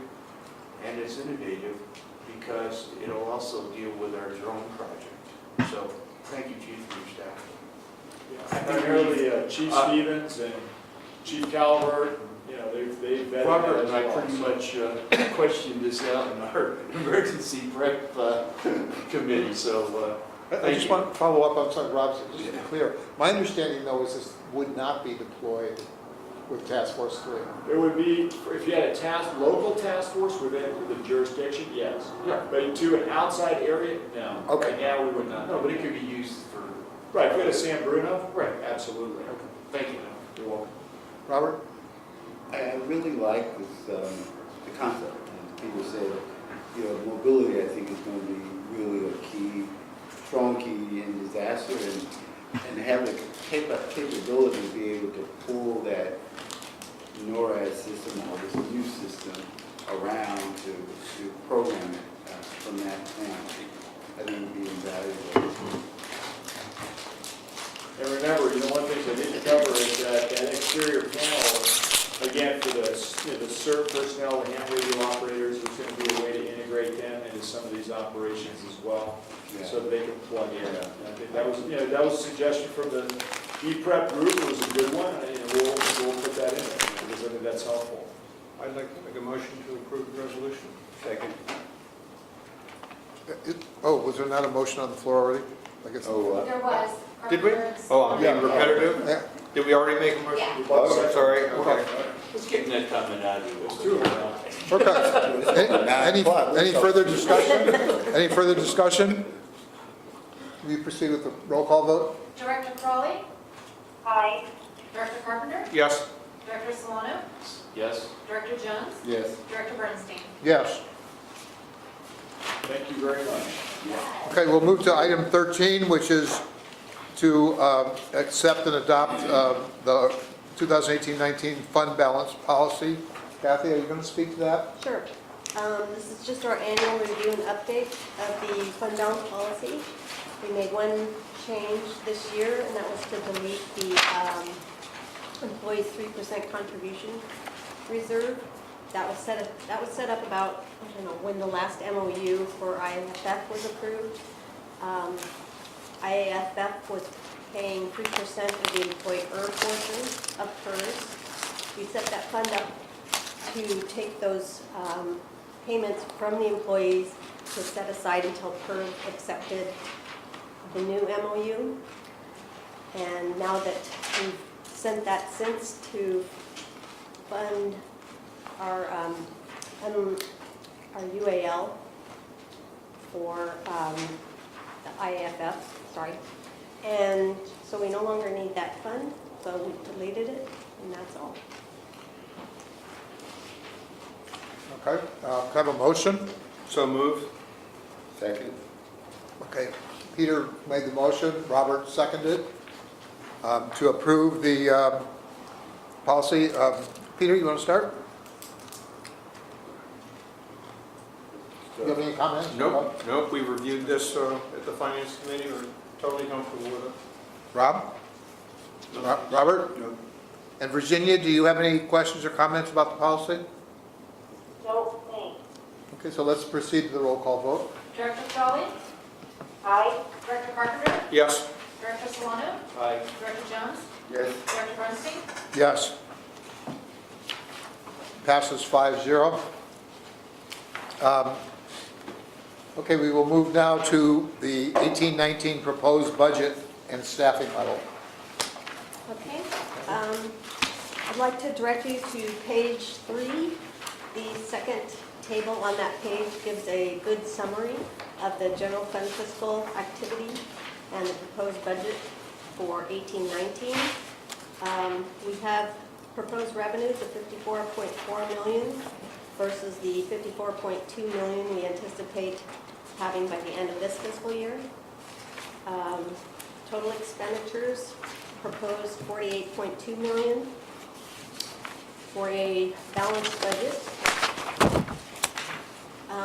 We did add an additional 4.5 positions in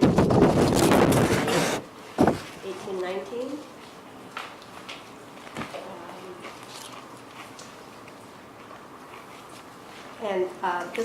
We did go through this budget report with the Finance Committee. They made a couple of recommendations to make it more clear, and so we've made the changes for their request. And I'm available for any questions. Okay, could I have a motion then to, So move. and this- Second. this is something we're going to approve over 2 meetings. This is the original, Yeah, proposed. so this would be the first, the preliminary, Yes. just to be clear. Okay, it's been moved by Peter and seconded by Rob. So we'll open it up now. Virginia, I'll start with you. Any comments or questions? No, but what do you mean this to be approved over 2 meetings? Is that in the,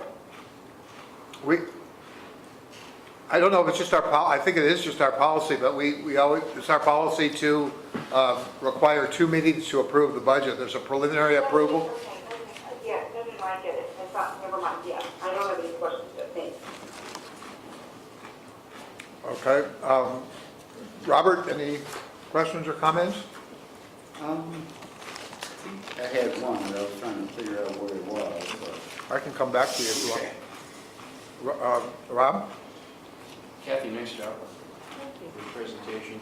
Even I understood it. Thank you. Thanks. I don't have any questions. I have just the one comment. I made it in my other comments. I think the budget's pretty clear. I think we understand what's happening. I think it's where the numbers are coming from and so forth. I think that's good. I feel a little uncomfortable adding 4.5 people to essentially overhead. One of them, I'm not sure, the fire inspector, I'm not sure if that's overhead because that may actually be covered by fees and so forth. But it's a lot of people to add. And it feels, it's just hard for me to come to grips with the fact that workload would have increased that much from one year to the next at the administrative level. So there's nothing wrong technically with the budget. It's just that I think that addition, for example, the management analyst, we're adding 2. Well, what if we started with 1 and thought, is 1 enough? I realize they're in different areas and everybody wants their own person, but that doesn't mean we need a whole person. I mean, we share the clerk with the chief, so people are in shared positions, so it's certainly feasible to do that kind of thing. So anyway, that's my comment. Please. Sorry, one insert here. We did go to both the Finance Committee and the Strategic Planning Committee with this prior to today. And those handouts, so, I know in the totality of the report, there's a lot of information, but what Michelle gave you was from, like, for example, strategic planning. I think it calls out Director Bernstein's concerns, gives you a little bit better sense of what each one of those positions is, and then also on funding, what's the source of funds. For example, on the inspector, the contract budget reduced by $200,000. So there is a trade-off on that the fire marshal has worked out, and there's actually a total of 3 personnel in there. It explains what those 3 personnel is 50% of 1 person. And again, I think it does a better job of calling that out. In the case of one of the analysts in there, which is going to work for human resources, we've had a vacancy of a half-time person over the last, around a year? A little less than about 6 months. And so now a full-time position because payroll is being transitioned over from finance to HR. So, and it addresses, again, that's not a full cost of a burdened individual. It would be really half the cost of that. So in some cases in here, in terms of the costing, again, there's a trade-off in terms of other things, so it's technically, I look at it as a net zero or at least reduced cost to the budget. And then on one of the ones that I want to address too, which gets to, I think, of the first one in that report, talks about the senior management analyst, which gets to the new position for board goal 4. On your 5 goals, we talked about technology, and we've carved out a new position to address specifically how we would move forward with trying to accomplish, many of the things that the board had referenced and that we're excited about and so forth. So yeah, there is not a new source of funds for that, but that was a goal for the board. And I would just say this, a lot of times government has unfunded mandates or unfunded things that say, hey, we want to do this. The good news is, in this particular case, the board has allocated not only that it's a goal, but we've tried to drive that down into, okay, well, here's what that will look like, and here's what that person will do. And that's a new FTE. So, I think you're going to accelerate. I would equate this to when we kind of came to the revelation that if we wanted to continue to assign emergency medical services to a chief officer with like 8 other responsibilities, we would never really have a focused effort or attention on emergency medical services. So we went out and carved out a civilian position that we currently have, who's a manager in the organization that manages emergency medical services. And, she's a civilian that does that work, and I have to tell you, that the improvement by having it done that way is unbelievable compared to what we tried to do before. We tried to shoehorn it under somebody who's already got a full plate. It's not necessarily what they do. So, I look at this as, again, another focused effort. I think it's a great goal that you have. I know we were excited about it. I think that's the direction we're moving. And yes, it will cost some money to do this, but I think it's going to be well worth it in the future. And, if it turns out that the board is not satisfied or happy with that, there's always changing course. So, Chuck, are we going around at this point, or where are we now? I stepped out for a minute. So. I was starting to ask my questions. I was the fourth, and you were out, so I thought Okay. it would come to me. I had a couple of comments about this, but one's a question, one's a comment. I think the fire marshal has made a really very good point that we can fight fires at 2 levels. We can suppress a fire that we have, or we can prevent a fire that we don't have. right. And I think the idea of providing education and so forth is a good one. I think the idea of even reaching kids through the schools, reaching families through their kids who are in the schools, and all of that is really good. I think we've got a couple of locuses or loci of education now. We've got I'm trying to think of what Carol's, what's that? Pub ed officer. I'm sorry? Public education. Public education, we've got it here. At some point, it seemed to me that I hope we coordinate these educational efforts, because they ought to be coordinated. I'm not sure how to do that or where to do it, but to me, that would be an important measure or beginning to effectiveness here. So just so you know, Director, to answer that directly, so in supervision, that was under Chief Stevens, and it's moving underneath, Fire Marshal Johnson under prevention. And we thought that was a better fit. So, again, so that position that's proposed for risk reduction equally is there. And, Meaning Carol Parker's role will... yeah, Carol is actually going to be working completely into the Fire Prevention Bureau and, Fire Marshal Johnson. So, I mean, I don't know if, John, if you want to say anything, but I think that puts it in line, as you talked about, with different similar functions, and they're a similar mindset of reduction of hazards and, education and so forth. So, Yeah, this goes right in alignment. In 2016, we gave you a deployment plan for fire prevention, and this actually fills out the 2018 model that we looked at for the prevention deployment plan, which is putting us in alignment with national guidelines for Vision 2020. When it comes to community risk reduction, the state of California has already worked towards that aspect, which is why we have the community risk reduction officer, and moving public education also under fire prevention, and we'll be working on implementing those goals, which would be actually taking a look at true data understanding the true risks and assessment within the district, and actually providing a response to that and being able to evaluate our responses afterwards. The other, this is a question, but I'm going to preface it. One of the positive things for me for the administrative specialist reporting to the fire marshal was this trial run of office hours on Friday. Right. And Brenna was going to discuss that with AFSCME, as I understand, to see if we have permission to do that. In terms of our contract, our MOU, we just specify 10-hour days.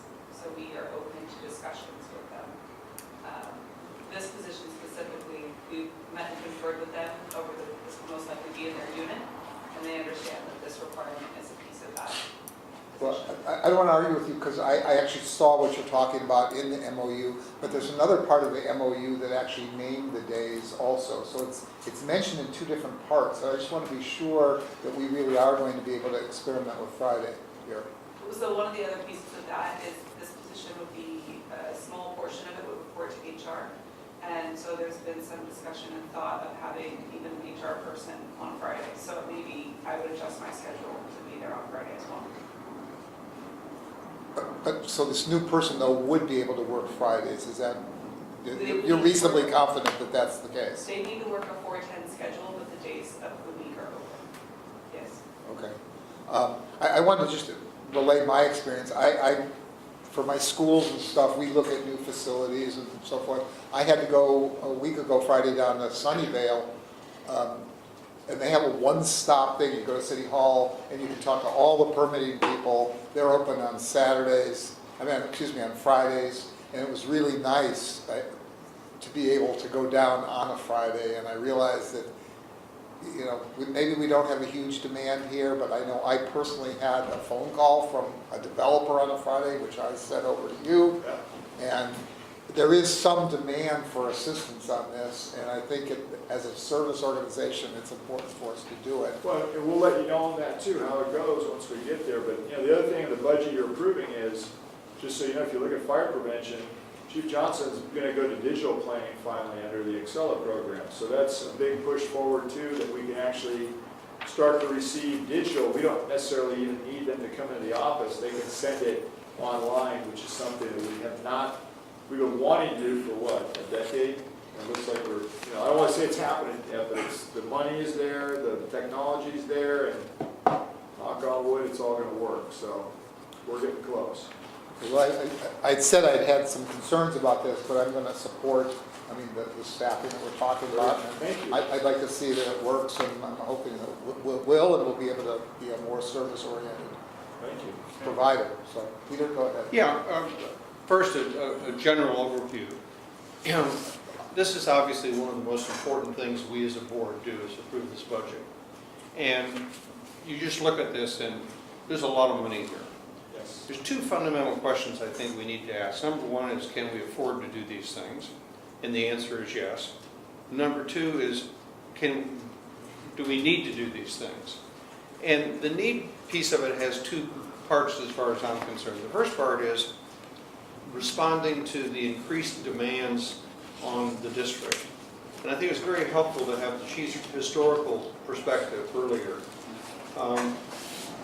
We like to sort of think of things as being relatively stable, but the number of people that we serve, particularly the daytime population, the number of square footage of buildings that we serve, et cetera, these things are all growing. And it would be foolish to say that we can continue to provide the same level of service as we did 4 or 5 years ago without responding to that growth. The other piece, and I'm really pleased that as a board we focused on this, is the innovation piece. We really need to, one of those important things we as a board do is prepare this institution for the future. And some things like that are simple, like acquiring property that we know we're going to need for expansion. The other is we've made a commitment to innovation and doing things differently. And there's a tremendous amount of inertia in the fire service where people just want to keep doing things the way they did them 10 years ago, 15 years ago. And I think we've broken out of that mold. But we have to constantly be saying to ourselves, where do we want to be in 4 or 5 years, and what are the things that we need to start thinking about now? The MEOC today was, I think, a good example of that. The drones are something that we started a few years ago. We don't have the answers, but we certainly have the questions. We know mobility is going to be a huge issue for us, or the lack of mobility more correctly. As we see these continued growths in the number of people that we serve and the square footage that we serve, and we've seen this dramatic shift from fire suppression to medical. What's going to be the next shift? What's the next responsibility that the community is going to say to us? Clearly, we've inherited, rightly or wrongly, the whole CERT program, which really is the responsibility of other jurisdictions. But we said, no, that's a need that's not being filled, we're going to do it. So we spent a lot of time discussing this at Finance. I think we as a board are doing exactly the right thing, and we're reserving for the future in terms of our unfunded liabilities, etc. So I'm very comfortable voting to approve this, not only the first time, but second time when it comes back. Okay. Any further discussion? Virginia, anything further?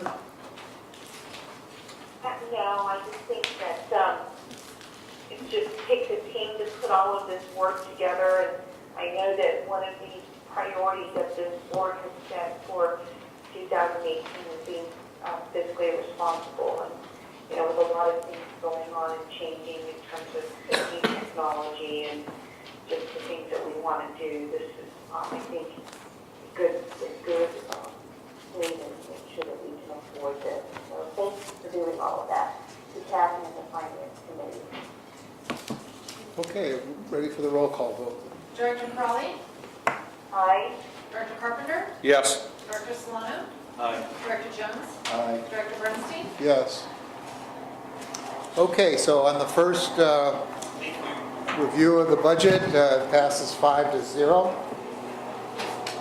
We'll move now to item number 15, which is the fire chief's recommendation regarding rent on the warehouse on Pulgas Avenue.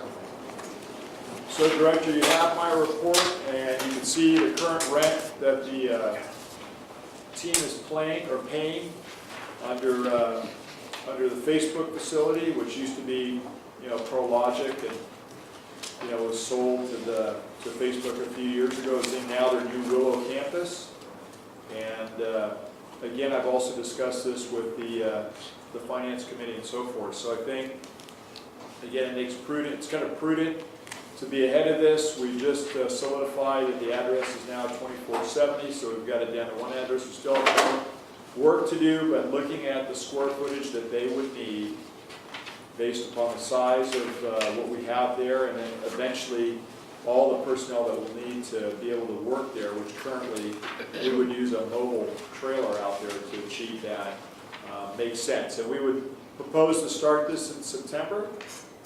That gives them some time to move, and if you have any other questions, I'd be happy to answer. I'd like to make a motion that we approve the chief's recommendation. Second. Okay, Peter and Rob,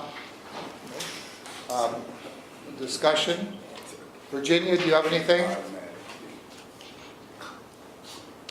No, I agree with Harold's assessment. Thanks. Okay, Robert, No comment. Rob? To go along with the nice staff report you did. Thank you. Appreciate it.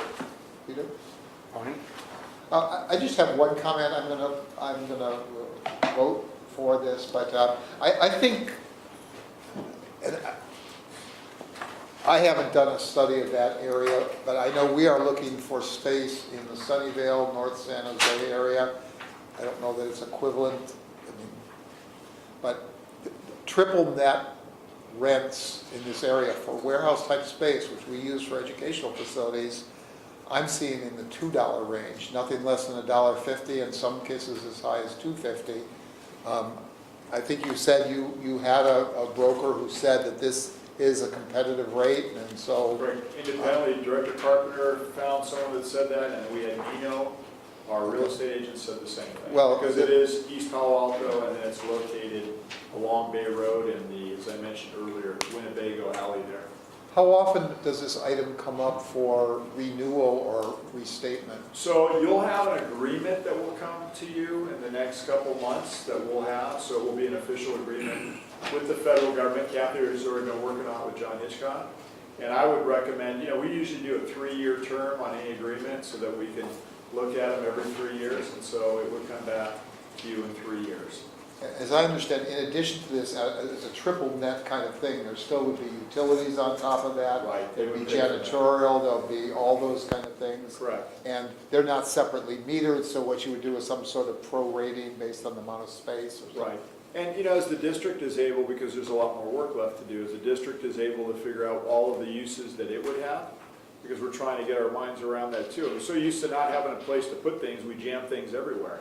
So, some of what we're discussing at our level as well is getting the clutter out of these places and, palletizing things, putting them on rack storage. I mean, that's as simple as if you're the fire marshal or Carol Parker with all these educational supplies, do we find closets all over to shove that in, or do we get what you need and palletize the rest so you can buy in volume for reduction of cost, and then every 6 months or a year you pull it down and pull out more of what you need so you don't run out. I mean, there's, I grew up in a family that had a bike business, so we had a warehouse and forklifts, and I can tell you, that's just the way I think, because that's the way we used to do inventory.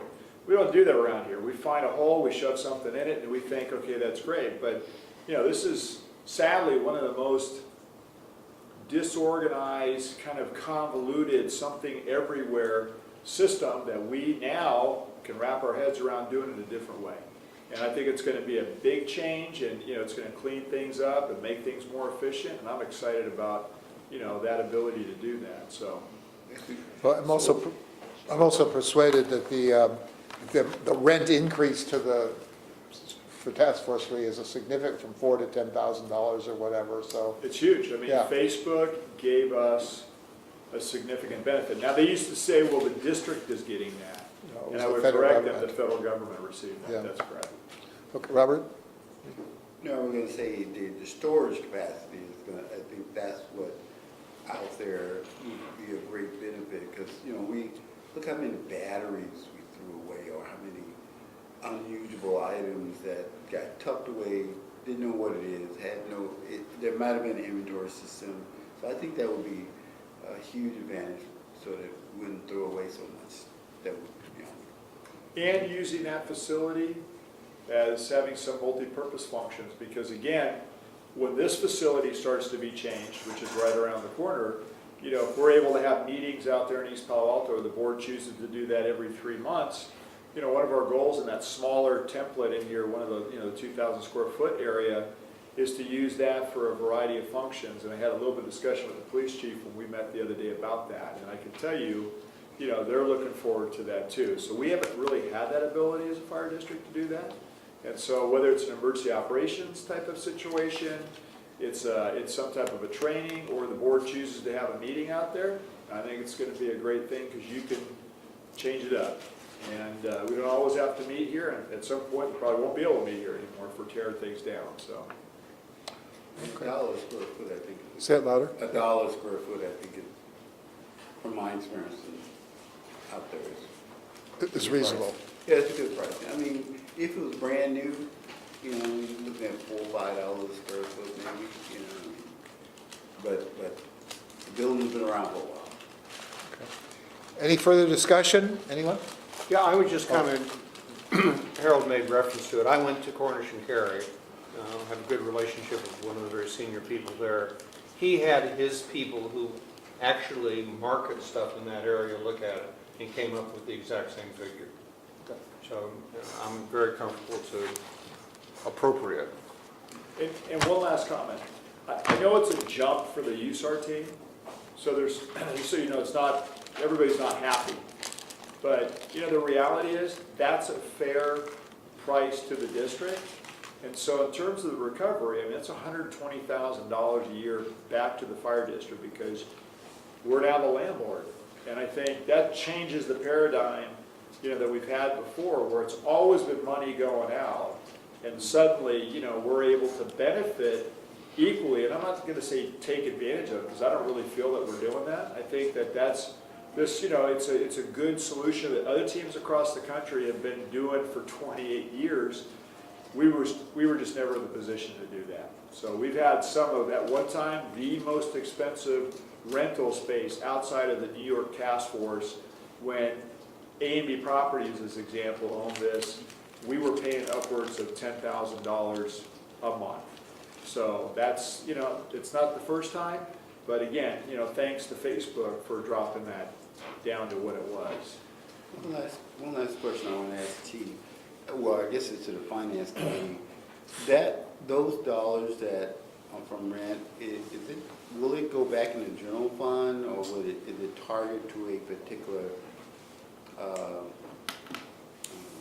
program or activity? So we had that originally in here, and we pulled it out because at the time it kind of overly but that's something the board can talk about on how it wants to use those funds.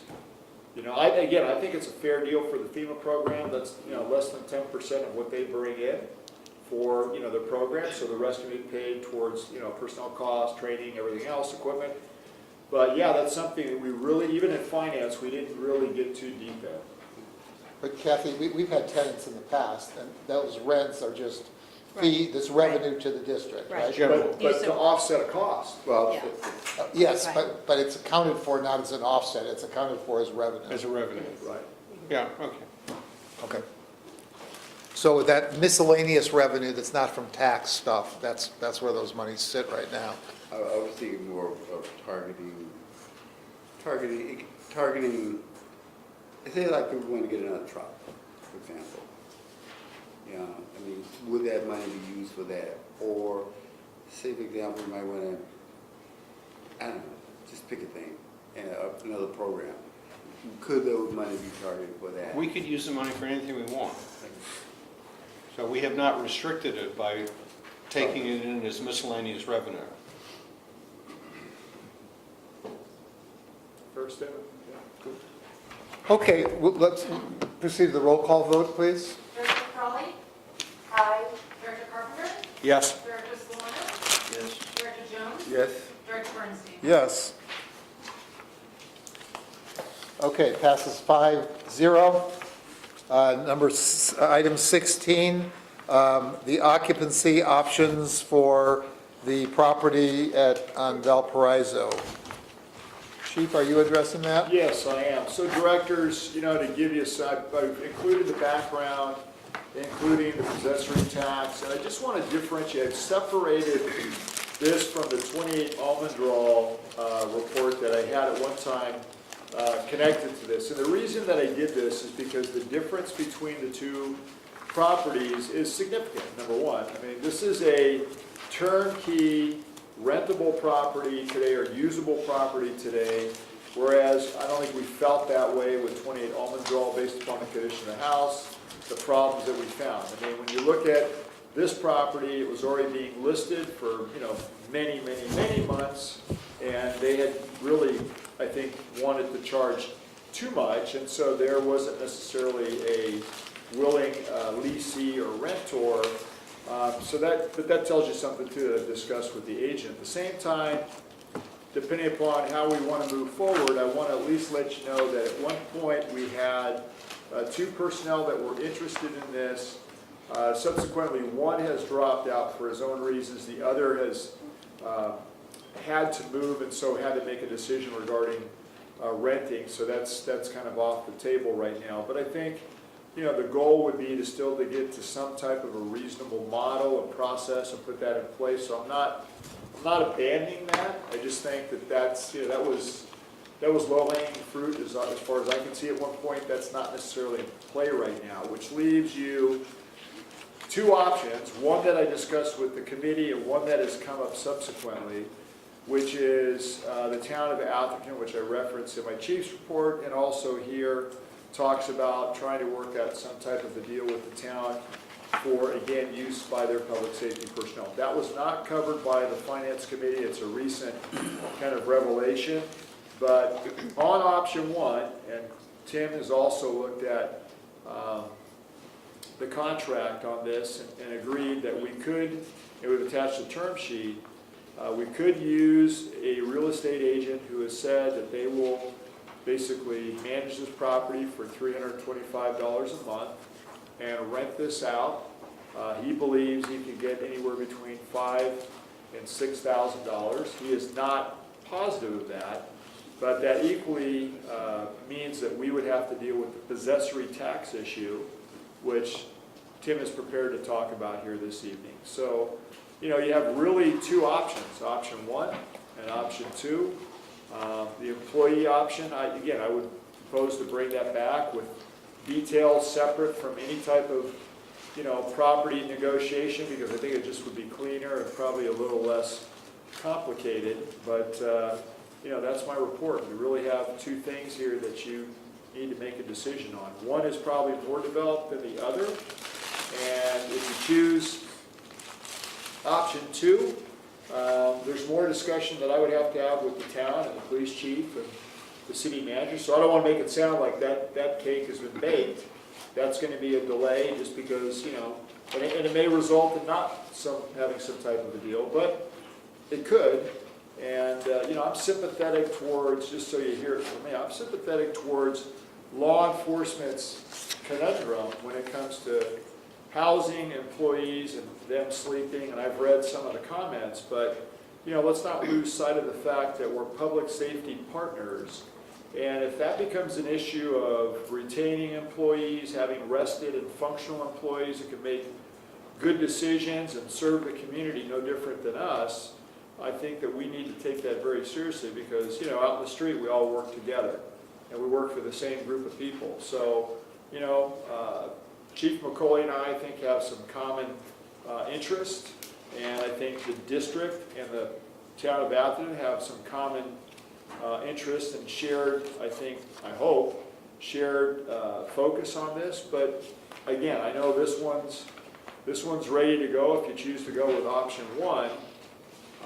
And I would say if you don't choose option two, then I'll probably be coming back to you with something that could happen at 28 Almondrall. Just because I think there may be an opportunity there as well. But again, this is a turnkey operation, so that's my... I'd like to move that we accept option number one. Okay, it's been moved. Do I have a second? I'll Virginia seconded it. And, okay, well, discussion. Virginia, you want to start? No, I have been all along saying that we should look at the fair market value rental, so that's where I am now too. Okay. Robert, you have any comments? Rob? Well, I think Wednesday night tomorrow, Atherton Town Council is going to tackle this, if I'm correct. And, you know, before I vote and make a decision, I'd like to hear what the town council has to say, and if there is any solution that they want to come up with first before we offer the residents as a public safety dwelling. Let me be clear here. We're discussing option one, which is to use a property management firm right now. Yeah, well, I'm talking about what I would choose would be option one at this point, but Okay. I would want to hear what Atherton has to say relative to option two. Okay, I just wanted to... Before I even, I may not vote on this until I hear what the town of Atherton actually wants to do with their public safety employees. We're talking about one, right? We're talking about one, yes. I just wanted to be clear. Peter? Yeah, you know, I think we crossed the bridge of using this for any public employee purposes.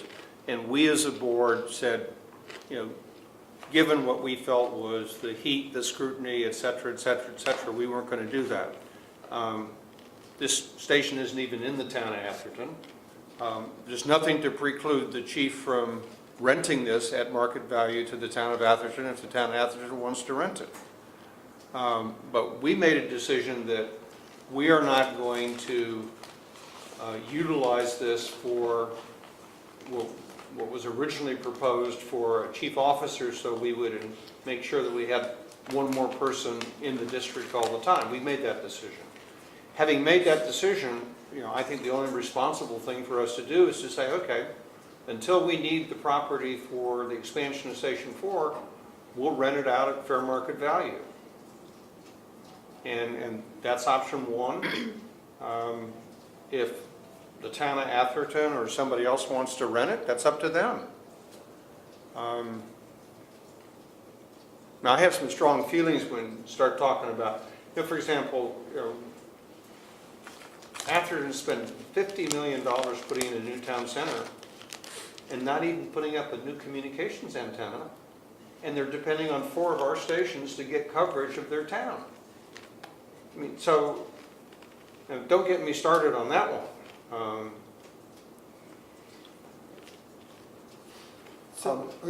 I'd like to just come at it in a slightly different way, but it ends up in the same place, and that is, I think the fee of $325 a month to manage the property is a very, very reasonable fee. In my view, there's no difference between option 1 and option 2. If we were going to rent this to the town of Atherton, I think we should have them deal with a third party and not with us. I was going to say that. So if you agree to option 1, it's not the fire chief. Yes. Okay, just because I'm not doing that. And you And that's shouldn't- not because I got any axe to grind with the town of Atherton or anything like that. In fact, quite the opposite. But then it's your agent, which is Nino, and he handles it. He lines up tenants, he handles the management, everything that we've seen in his term sheet, and we have to still tweak his agreement, but that's no longer the fire chief, and so it's him. So that would mean he could deal with the town of Atherton or not, and, we, the district, are out of it, outside of, possessory He tax. makes sure the tenants are abiding by the lease, that the Right, rent's that's collected. where we didn't want to do that, and Yeah. so, that was your direction anyway, and that's what's in this. Can I make one comment on his proposed terms? Is that in D of his term sheet, he does mention that he has the right to sign, renew, cancel the agreements and sue and recover rents. I would recommend, we use our standard independent contractor agreement overlaid for the property management, but, if we're having board direction, I would not recommend that leases, execution, and legal proceedings be vested in your property manager rather than in the district, but look for your direction. Well, that's not the motion. The motion is to rent this at fair market value. The details you guys can work out.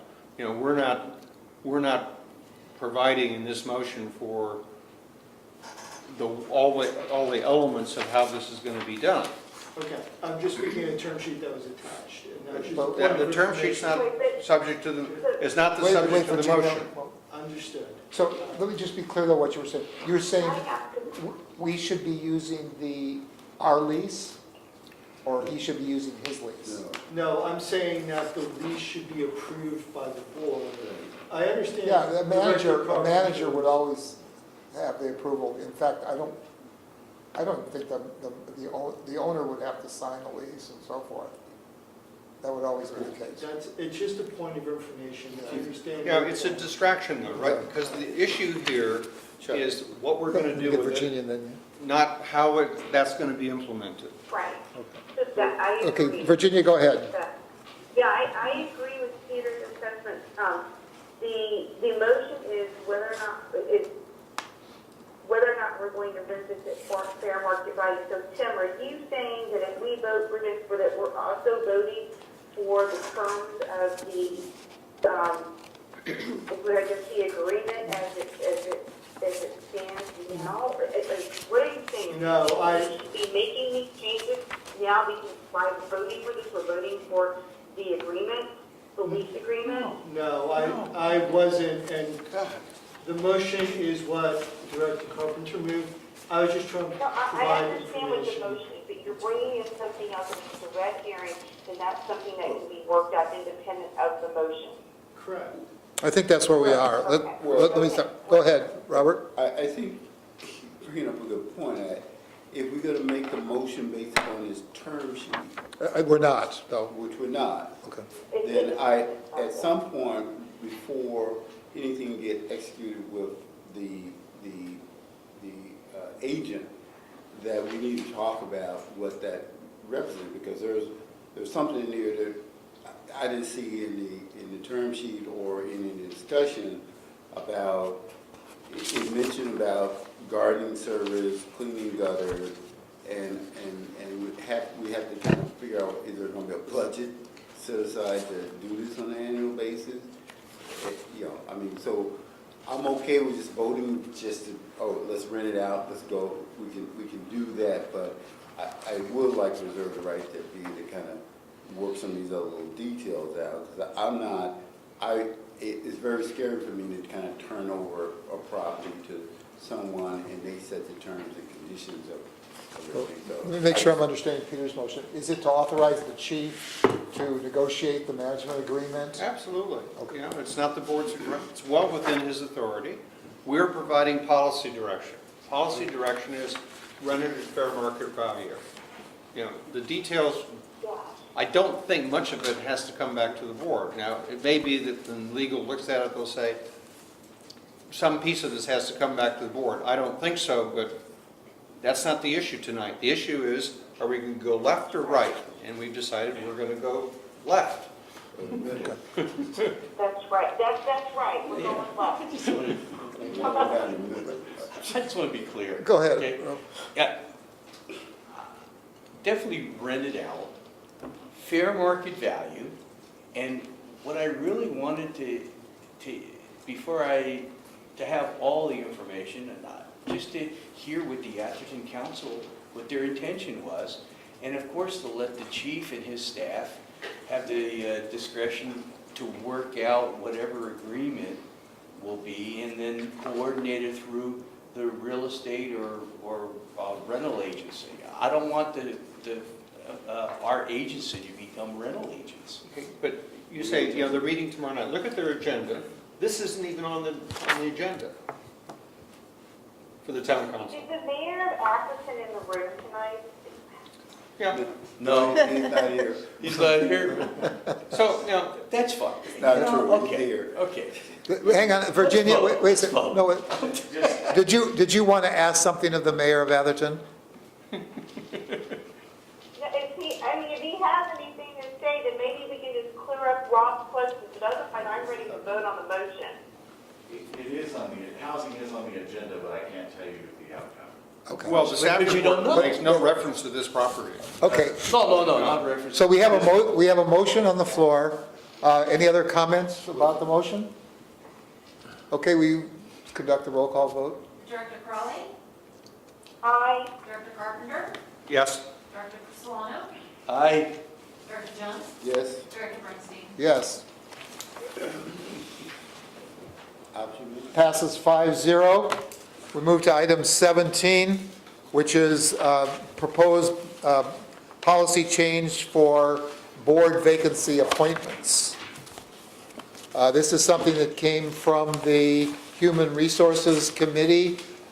Virginia, oh, I'm sorry, is that you, Robert, the chair? Virginia. Virginia, are you? No, I'm the chair, but if Robert, you may be able to hear Robert better since he's there. No, we can hear you fine. Go ahead. We can hear you fine. Go ahead. He can supplement. Hold on, let me pull this up. So, basically, we had discussed after the last appointment process of possibly looking at a policy and procedures change, and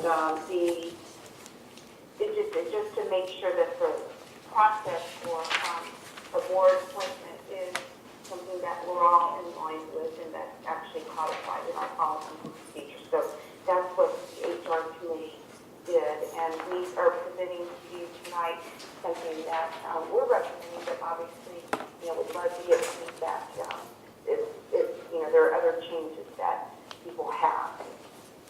Robert, I don't know if that would... Do you want to add anything, Robert? No. You didn't want to add anything.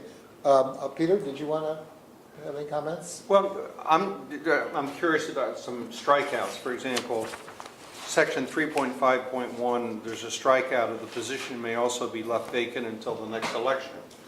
What happens if a board member passes away or leaves the district 4 months,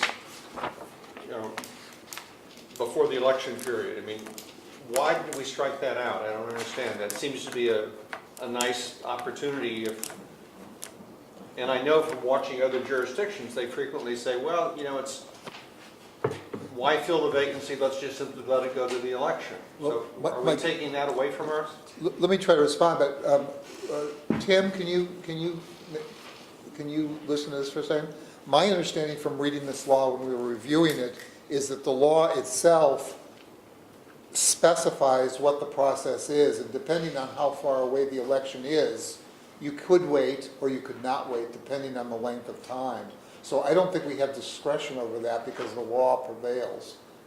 Are you familiar with this wording, or who did this legal work here? It was reviewed by our office, yes. And so there's state law that applies, and the state law is referenced in 3.5.2. In other words, it talks about the options. It says in compliance with state law. So the reason for that change is sort of what you alluded to, which is although it could be left open to next election, there are state law constraints on how long that period is. Now you could, I mean. That's under the government code. It's under the elections. Election. So, Right, and so, you know, honestly, it's your policy, it could be put back in and set, and add to the strikeout, you know, in accordance with state law. You know, you could add that to the sentence that struck out. It wasn't meant to say you couldn't have that option. So that's the explanation, so. okay. And then the other question I have is, you know, there are references to, you know, the felony issue, including but limited to embezzlement, et cetera, et cetera. Are these the same standards that the county applies when you file papers to run for election to this board? Or are they I different? can tell you, that's a state law also. That's, Yeah, the change here was just to, in other words, there's felonies, felony limitations to holding public office. Yes? So before it just called out particular types of felonies in one paragraph and then general felonies in another. So to be honest with you, the change was just a consolidation of your old language, moving it to say it's a type of felony rather than having it in two separate places. Michelle, I think you seem to want to say something. Yeah. I actually wrote kind of that part, and I pulled it directly from the county elections website. Oh, you thank you very much. Thank you. FYI. Okay, that's great. okay.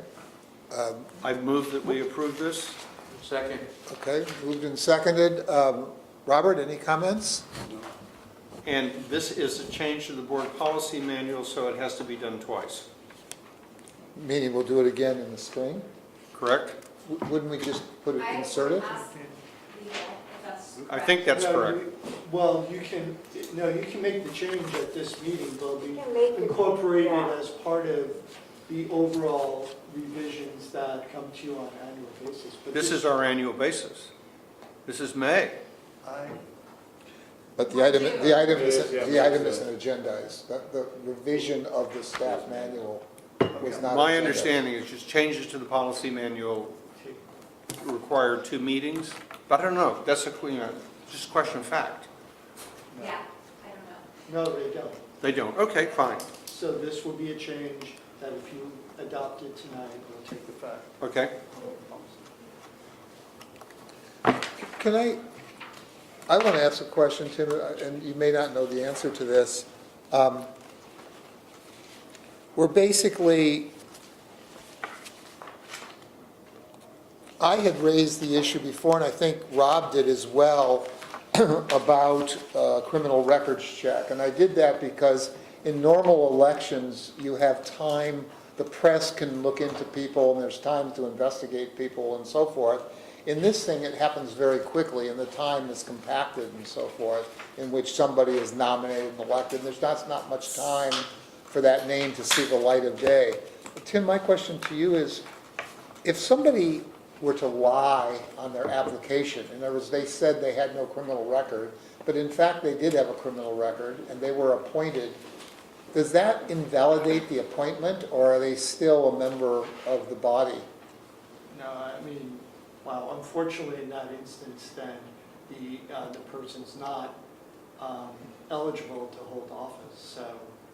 If the person, You know, if they had that, so they'd be disqualified. Immediate, Well, arrested is a little bit different. Like, Mr., you're talking about felony arrest. Correct. these We're talking criteria about that are in here. Yeah. Okay. So, okay, yes, you're right. That's under the same election code. I wish that wasn't the answer, but the answer would be Okay. that if that was the facts. Okay. it would be disqualified. So you wouldn't be stuck with someone for a period of 2 years or whatever? Okay. Okay, any other? Okay, prepared to vote, roll call? Director Crowley, Aye. Director Carpenter, Aye. Director Solano, Aye. Director Jones, Aye. Director Bernstein. Aye. Okay, we'll move to item number 18, which is the process for appointing resident representatives. I'd like to make a motion to approve the recommendation. Well, let's just be clear here, there's options, Peter. Okay. And I think you may want to talk about the first option, because we voted last month that the second option, the second option was one that we were going to have, the second option was something we were not going to pursue. Not to have, yeah. Yeah, so we So want, I would recommend, make a motion to adopt option 1, simply because I'd like to have the discussion on it, and that's the more substantive of the 3 options. that's correct. And so I would make a motion to adopt option 1. Okay, seconded by Rob Solano. And Virginia, would you like to address this at all? Sure, can y'all hear me? Yes? Yeah. Okay, so essentially, it was just the process that we discussed last time, and I think it's more or less just putting together a recommendation based on everyone's input. And again, the 2 choices were to have resident representatives and follow this process, or to not have resident representatives. So, you know, that's the choice before us. And, you know, again, it's something that we would love more input on if y'all would like, but this is what the HR committee recommends based on the discussions and the input that we from the board last time. Robert, do you have anything to add? No? I think you did a good job. Okay. Thank you. Peter? Yeah, I'd like to make an impassioned plea that we not disenfranchise taxpayers. We have a lot of taxpayers in this district who pay a lot of money to this district, and this policy says unless those taxpayers reside within the district, they can't serve on committees. And that's sort of like taxation without representation. I don't see what we lose by saying somebody who either resides in or owns property in the district qualifies. And then we can make a judgment on a case-by-case basis. If whether or not that person's, I'm not sure what the legal word is, whether the substance of their involvement is, we think, sufficient. But if you had somebody, for example, who's been a long-time property owner but happens to live in Woodside, and they're paying tens of thousands of dollars of taxes to us, and they're a bright person who can contribute something to a committee, why would we disenfranchise them? I just want to bring to your attention, I'm not sure if you realize, but that residence, the policy before was the same. It hasn't changed with this new revised policy. It was that before too, that you had to be a resident of the district.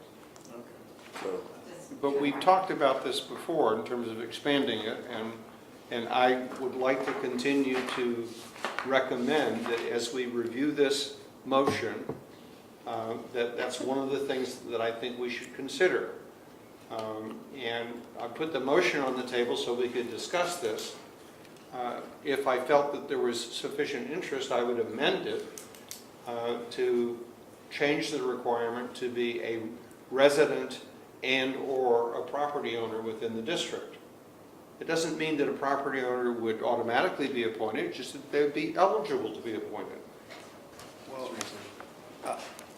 you know, I think we had this conversation last month in regarding this, and my position is that if the person was in Woodside that was on property here in the district, it seemed like they would be more interested in getting involved in the fire department in Woodside rather than here. And you know, I mean, people can have interests all over the country, and as a matter of fact, all over the world. But where you spend your time and your resources, I think it makes a lot of sense that you engage yourself in that area. And again, I mean, it's amazing how, you know, a statement is made, my statement, and it get kind of taken out of context. And I've been getting some conversation from people, which is really, it's exciting to me to know that people are listening to what I have to say. But it's also disheartening that there are people who misconstrue what I'm saying. My position is that your minimal service should be that you got at least need to register vote in terms of your service to this community, to this country. The second is that focusing in those individuals that lives in a certain community. So like I'm going over to Athens and trying to tell the city what they need to do, and I don't live there because I don't know all the issues. I'm not there on a regular basis. So my position is that a person needs to live in the district in order to participate in the activities of the district. That's Okay, well, I don't sense that there's a second for my motion, so I won't make it. So we have a standing motion. I'll second. Rob, second. Also, Chuck, Hang on a second. oh, So let me be clear, Peter is making a motion. I'm amending the motion to include as a requirement, eligibility will be a resident and/or property owner within the district. I move to amend the motion to do that. That's the move to amend the motion. And Rob is seconding the So motion we to now have an amend. amended. Okay, okay. go ahead. Are we doing discussion? Of the Still? amendment only, we're only discussing the amendment right now.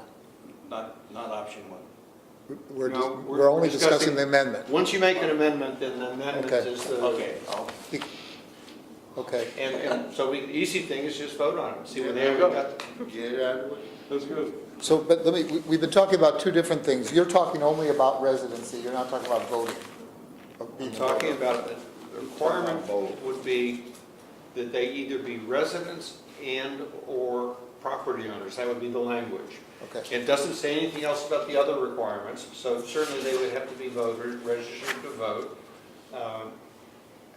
okay. Actually, can I Please. just for a point of clarification, which I know you like, you can't be a registered voter by just being a property owner. But this doesn't say registered to vote in the district, it says a registered voter. No, It's- it it's- says I'm sorry, I didn't hear what Tim said. The issue is about voting. The language actually says they're registered to vote in San Mateo County, not in the district. That's what the language here says. Yeah. So there's a little bit of a discrepancy. That's all I'm saying. Yeah. Chuck, you made a good point with the stuff that you sent out to us, where the term, Let's hold the term. I'm going to bring it up. are you going to bring the term? Yes, because you can bring it up I too. agree with you. But let's just stay Yeah. focused on this issue right now, which is the amendment, whether they are resident and/or a property owner. So it's been moved and seconded. Are you prepared to vote on it, Virginia? The amendment? Yeah. Okay. All, with the roll call, please. Director Crawley, No. Director Carpenter, Yes? Director Solano, Yes? Director Jones, No, Director Bernstein. No. Now we go revert to the motion.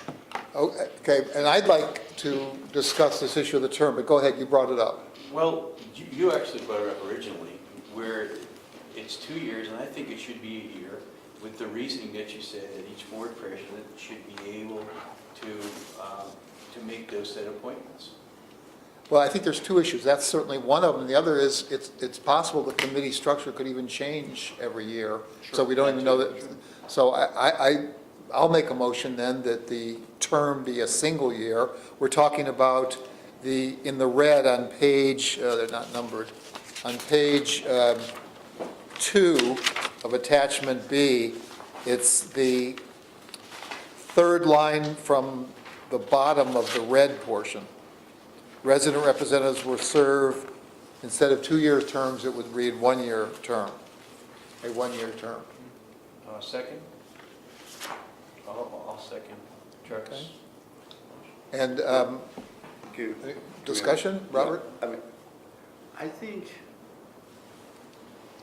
if you have someone that's eager, if they live in a district and they want to spend and then participate on the committees, that it's hard to really kind of grab your mind around a particular activity during that first year.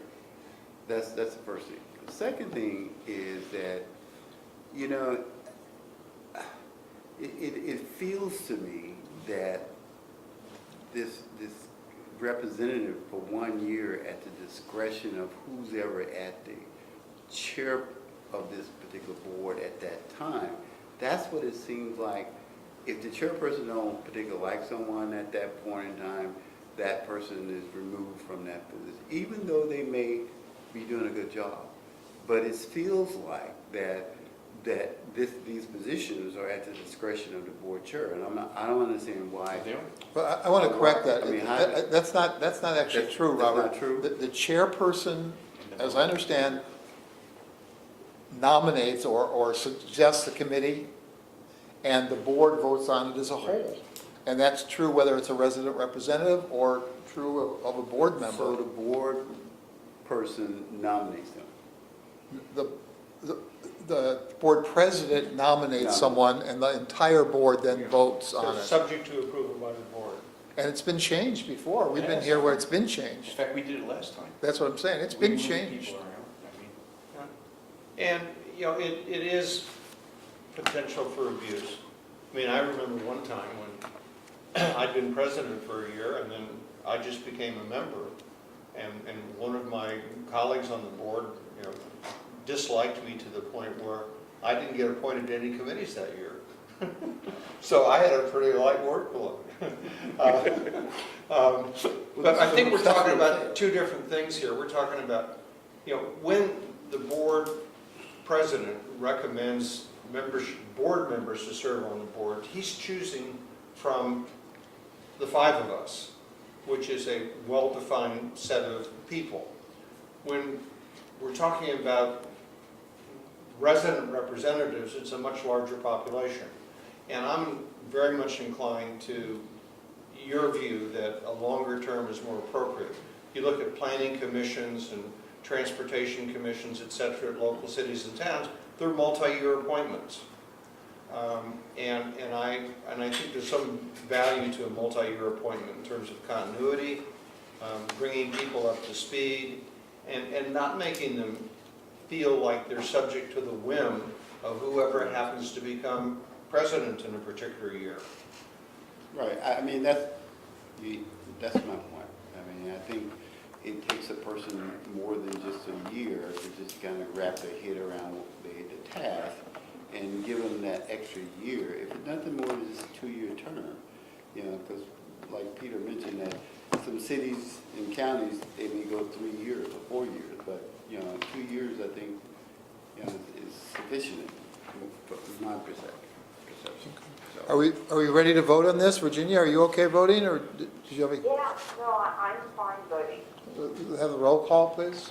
Okay, just to be clear, this is for the 1 year versus. It's just the amendment, Okay. just the amendment. Can you please read the motion, Michelle? I'm sorry, what's that? Would you read the motion? I'll write it down later, but it's. I'll repeat it then. Thank you. Thank you, Chuck. I made an amendment that in the third to last of the red lines on page 2 of this, that the word, that it state will serve a 1-year term instead of 2-year terms. Okay. Director Trolley? No. Director Carpenter? No. Director Solano? No. Director Jones? No, Director Bernstein? Yes. Okay. I have just one other correction. I don't think it would be controversial. In the paragraph is right under where it says resident representatives. Do you see that, Michelle? Where is it? Right under the underlined resident representatives, which is about 4 lines down in the red portion on page 2. Do you see that? Yeah. That next line says individuals that, it should say individuals who, Okay. as an old English teacher. Okay, any other comments on this? Thank you, thanks. No, we're going to take a vote on the motion to, Oh, sorry, we have the original motion. yeah, the original motion, which is essentially this unchanged. Correct. Okay. Yeah. And that was a motion by Peter, seconded by Rob, Rob, okay. go ahead and do the roll So call. long ago. I know.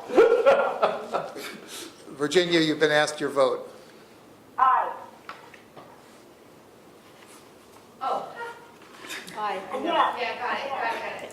Director Carpenter, Yes. Director Solano, Yes. Director Jones, Yes. and Director Bernstein. Yes. Thank you. Okay. Move. Thank you for your input to the board, that has been very helpful. Will you note, Michelle, please, for the minutes, that Peter's not feeling well and is leaving the meeting? I will do that. And it's 10 minutes after 10? I had an exercise today. Thank you. Put on restricted duties. Okay.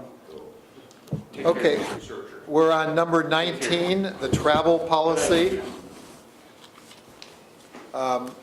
Kathy, were you going to speak to that?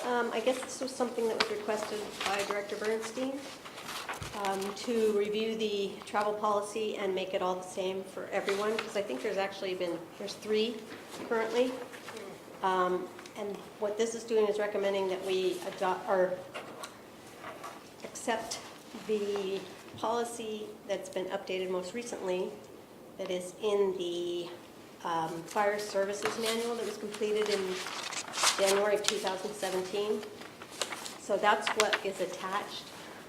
There are some changes that we would like to make to that and edits. Meaning what we have should be changed? This attachment, yeah, there will be, what we'd like to do is make everyone fall under the same travel policy. Board members, IAFF, and other staff, so that everybody follows the same policy for travel. I think what this policy has little different things that need to be updated, such as 2063.3C says payments must be made using cash, district or personal check, or district credit card, that employees are prohibited from using their personal credit cards. I don't think there's a point for that, to keep, when people are traveling, to keep them from using their credit cards to cover expenses.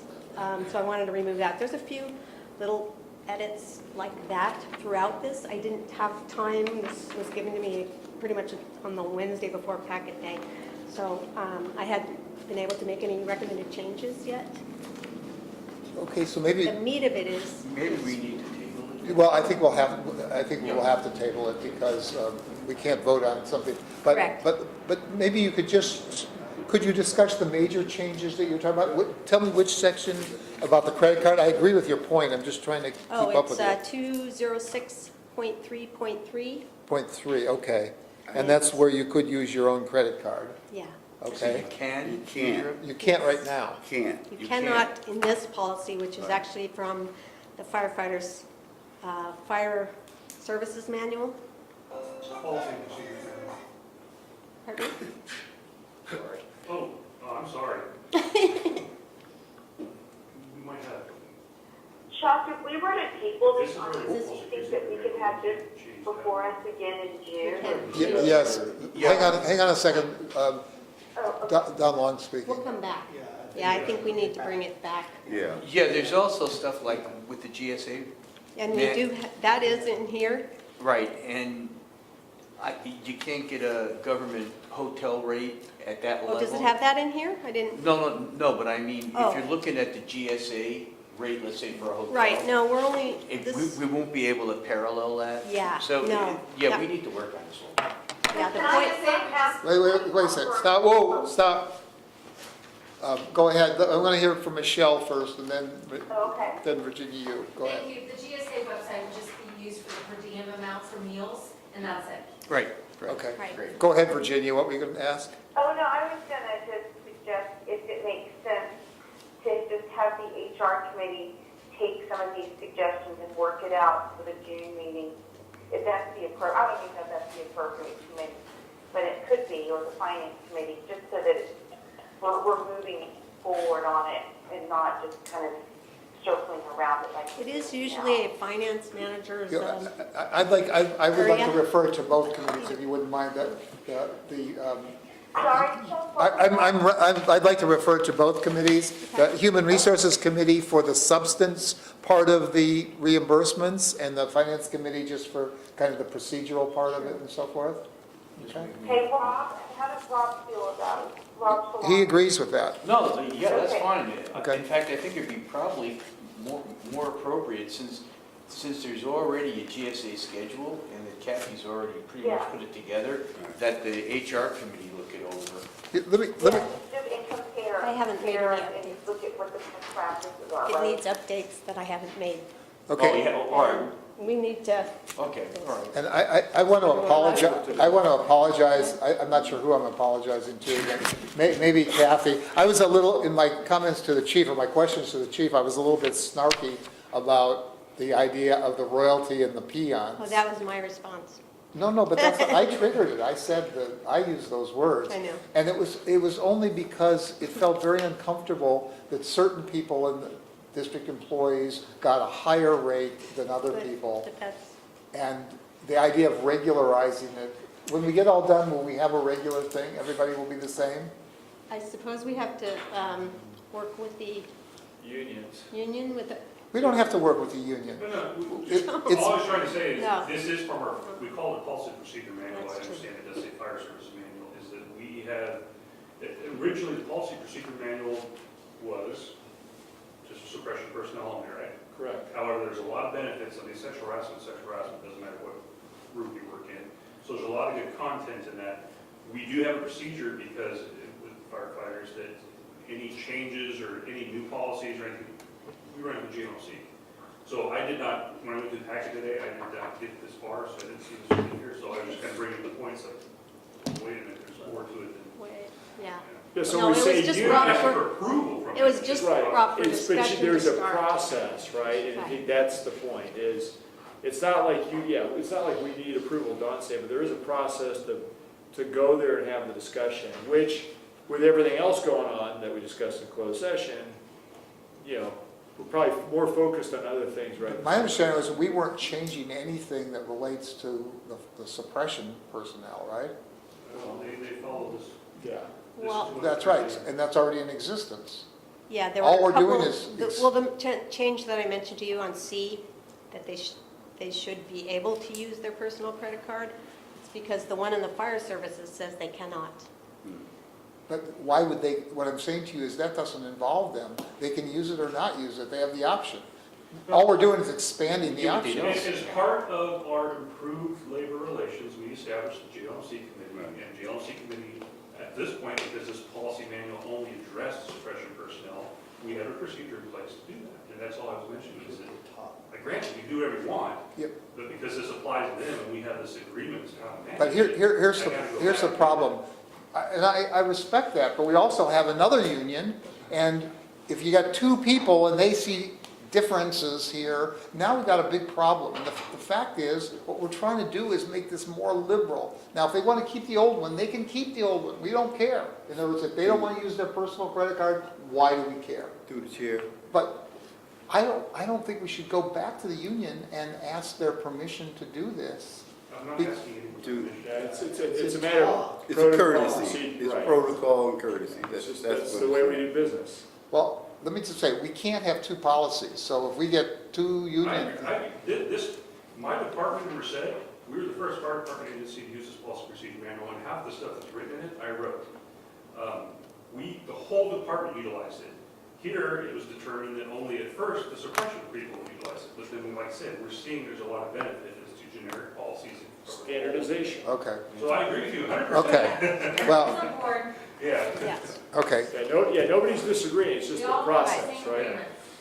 So let me say, it needs to come back next month, so they got that much time. I mean, Right. Why? yeah, So, Michelle, because it affects us too. Oh, yeah. I mean, it affects Rob's travel and so forth, and he's been I mean, we've got 3 different policies, I've been enough's going to enough. McDonald's No, right?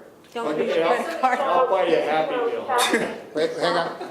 We Go- don't play hard. Michelle, hang on a second. Michelle, Would somebody like to make a motion No, we're not- to table we're- this and refer it to finance? I don't think we committee? need to table, there's nothing on, We there's need to nothing. refer somewhere, so I think. Refer it to HR and finance committee? Yes, we're going to just refer it. So, Okay. Michelle, can we just, Chuck, can I just ask? Yes, go ahead. Michelle, can you just please advise that to the HR committee? Yes. I'll put it on HR and finance. Okay. There you go. Yeah, thank you. We've done the agenda. We considered and discussed it, and so everything's fine. We don't have to table Yeah, anything. but it needs to be on the committee agenda. Okay.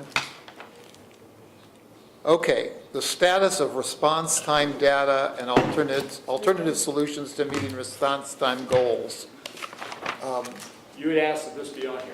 Yes, So we spent no staff time, so it's really a discussion. But hopefully the presentation addressed. well, I just had this question that we were given information that I think showed that we were not, globally, we were meeting our response time goal. At the 90th percentile, per your resolution 1818. But at 2 of our stations, we were not. And that concerned me. And also, it seems to me that our ability, and it's not the district's fault, it's the fault of traffic and a whole bunch of other problems, that we're not meeting those response time goals. Now, I was told that the data that we were presented, and this would have been Chief Long's data from like a year and a half ago, was not properly prepared, or there were flaws in it that made it misleading. I don't want to put words in your mouth, but there was something wrong with the data. And I'm trying to find out So we what the we truth do what's is. called cleaning the data, which there's anomalies, but I'll let Dawn explain how we handled that. Because, to your point, you were concerned it was District 2 and District 5. In District 2, as I mentioned earlier, we've added another unit, so we believe there will be a marked improvement because we think it was potentially a volume problem. However, all that said, in District 5, I can't give you a conclusive answer, but remember, that's the one, as we drove around, that is constrained by all the traffic control devices, and so that equally could be part of the problem. But I'll let Dawn jump in and talk about how we deal with data. So it's a little bit like the conversation I think from last month about briefly is it's not that the data was bad, it's the method of collecting the data was the issue. And so a year or so ago when we did that, we basically get a report from PSC, which is our dispatch center. What we've started to find out as we're starting to do reports and data analysis and collection is that there's so many inconsistencies that we couldn't figure it out. The county chiefs a couple years ago went into a program to pay a third-party company to create a dashboard to where they would take information and break it down and all this different stuff. That project was sort of kind of finished, but not completely. So when we started researching that, then our IT manager has been in contact with that company quite a bit the last couple of months and trying to vet out, what certain things mean, if we can get improvements in other areas where we think that we need different data at the point. Chief can tell you, every week they're working on this, and actually there's an email to Chief right now saying, hey, from Ben, to Chief and I, can we get a meeting together? I'd like to show you where I'm at with this. So he presented some stuff to me in my office yesterday, kind of showed me the status update where they're at. And even then, I think he alluded to the fact that original data said 2s and 5s was out of compliance. Might not have been accurate, but it actually was. So I said it last month, we're still working on it. We're getting a lot better data, I can believe, cleaner data that we're going to get to that point. Like I said, he's prepared to give Chief and I a presentation on what it is, and at a certain point, we're going to say, okay, we think this is, as good as it's going to get, so let's start pulling that data that he presented. And let me give you one additional, I think, super important piece of information. So we're using in the dispatch center a really old Grumman CAD, and so computer-aided dispatch system. The good news is they can manipulate it, program it, do all these things to it that you couldn't do with maybe some of the modern systems. The bad news is it would be like if you went to Cuba and drove around in a 55 Chevy, because that's the best that they have, but they kept it running. It works, it's cool because it looks neat, but you know, they've been putting this thing together for years. The county right now is in the final phase of an RFP with 2 remaining vendors to buy a brand-new computer-aided dispatch CAD. And that's been going on for 3 years. So in the next, hopefully, 6 months and year on implementation, we will get a new CAD.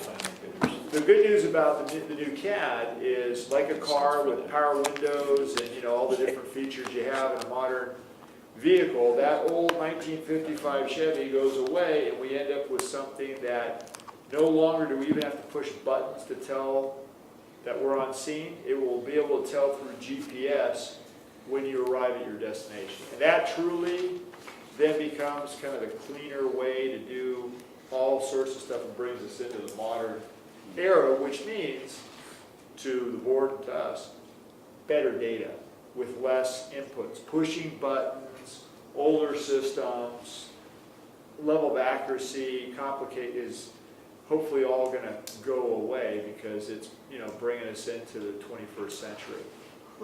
So, and we don't control that, the county does, but I think that'll be a huge improvement. And is there some reason to believe that this will ever occur? They have, what is it, Measure C or whatever that was, they have the money. They're building a center, they funded that, they say they're paying for this, there's money in an account, and we've been working towards this for over 2 years, and they promised they're going to implement it. So, I mean, I have no reason. And former Chief Belleville is now running the communications center, so if anybody can pull it off, he can. Also, the AMR dispatch is going to be part of that system too.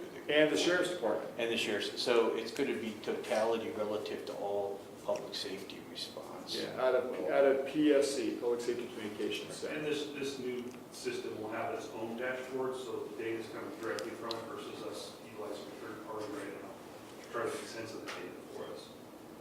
So we're still working on what we have to try to. So then, let me just say, I don't, It'll stop. not negative here, but then that's not going to clean up old data. We would just start getting good data from then on. But We're and trying to here's the take the key. data we have now to, you know, get to the meat and potatoes of what it truly is as best as we can. Oh, you are? You're trying to clean that? Oh, yeah. IT, every week they're working on this, trust me. And so you'll bring in reports to me and it's like, okay, well, we're seeing this now. And the downside is because it's a separate company, third party, we're having to interpret, you know, some of their, okay, they programmed it this way, okay, that's what that means. Where before, we were just getting data straight across and okay, here it is, until we realized, wait a minute, that's not right. Yeah, we're taking it we're taking it seriously. I mean, I hope you appreciate that because, you know, Don knows, and Don's one of these guys too. We get along very well because we both appreciate data and information because it tells us, you know, performance metrics and, you know, individual issues. You know, we're big on data. The problem has been, again, when you're driving an old car that's got a lot of problems, getting data is not easy. And then we found out part of what we were getting, we were misinterpreting that because there's other things that were going on. So when I say cleaning the data, I mean, it literally was having to go in and do a much deeper dive into what's generating that, how that's happening. And, you know, I'll tell you one of the examples, and it was a difficult one for me because I was going to the other chiefs on the automatic gate and going, your numbers suck. You know, what's going on? And they're like, those aren't the numbers. And then we would go back and find out, yeah, those aren't the numbers. The report they generated multiplied the numbers. Well, let me say, I found myself in that same position. I just wrote 4 jurisdictions, 4 mayors, and I told them that we weren't meeting our response times on these arterials. And now I would have to say, and they say, that's true. That's true. how do we know? How do we know that? How do we know that we're not meeting? I feel that They clean because the- engine one takes 25 to 30 minutes to get to the freeway between Well, I know it too, because I'm sitting in the same traffic, but I'm telling you that statistically, we don't know that. And they say, well, what's your data source? We say, well, it's just sort of seat Well, of it's the public pants. communications, I mean. Oh, okay. And you know what, Chuck, here's what I would say. I think you can back all that up with videos we put, I mean, look, anybody that sat in the parking lot knows it's a parking lot. Okay. And, you know, trying to maneuver, 40,000 pounds or 75,000 pounds of fire truck through there is not good. You know, that's not even the tip of the iceberg. Now they're looking at getting, the sheriff's office wants to get cameras for each one of their deputies. So that's a huge, SAN, storage area network. Where they're gonna put all that data that they're accumulating, right? I mean, the monster goes on, even accumulating all that dispatch information. I mean, where are they putting it? They said, oh, we'll put it in the cloud. What is the cloud? The cloud is whatever servers or whatever information relative to it. So it's a tremendous, huge problem. And to your point, Director, we do have data and graphs that show the trends of the day, morning traffic, lunchtime, And afternoon video. traffic. We do have that stuff, so you did write a Yeah, letter. you're- for an accurate- Well, but let me just say, I'm looking at stuff and I said, oh, we got a problem at station 2 and 5, and then it's hard to say, oh, but you said that, Chuck, based on data that's not correct, and it's like, I don't know what we I can don't, count I on. don't think anybody in East Palo Alto is gonna argue with you about how bad it is, because they all realize how Look out bad the it is window. too. But, so,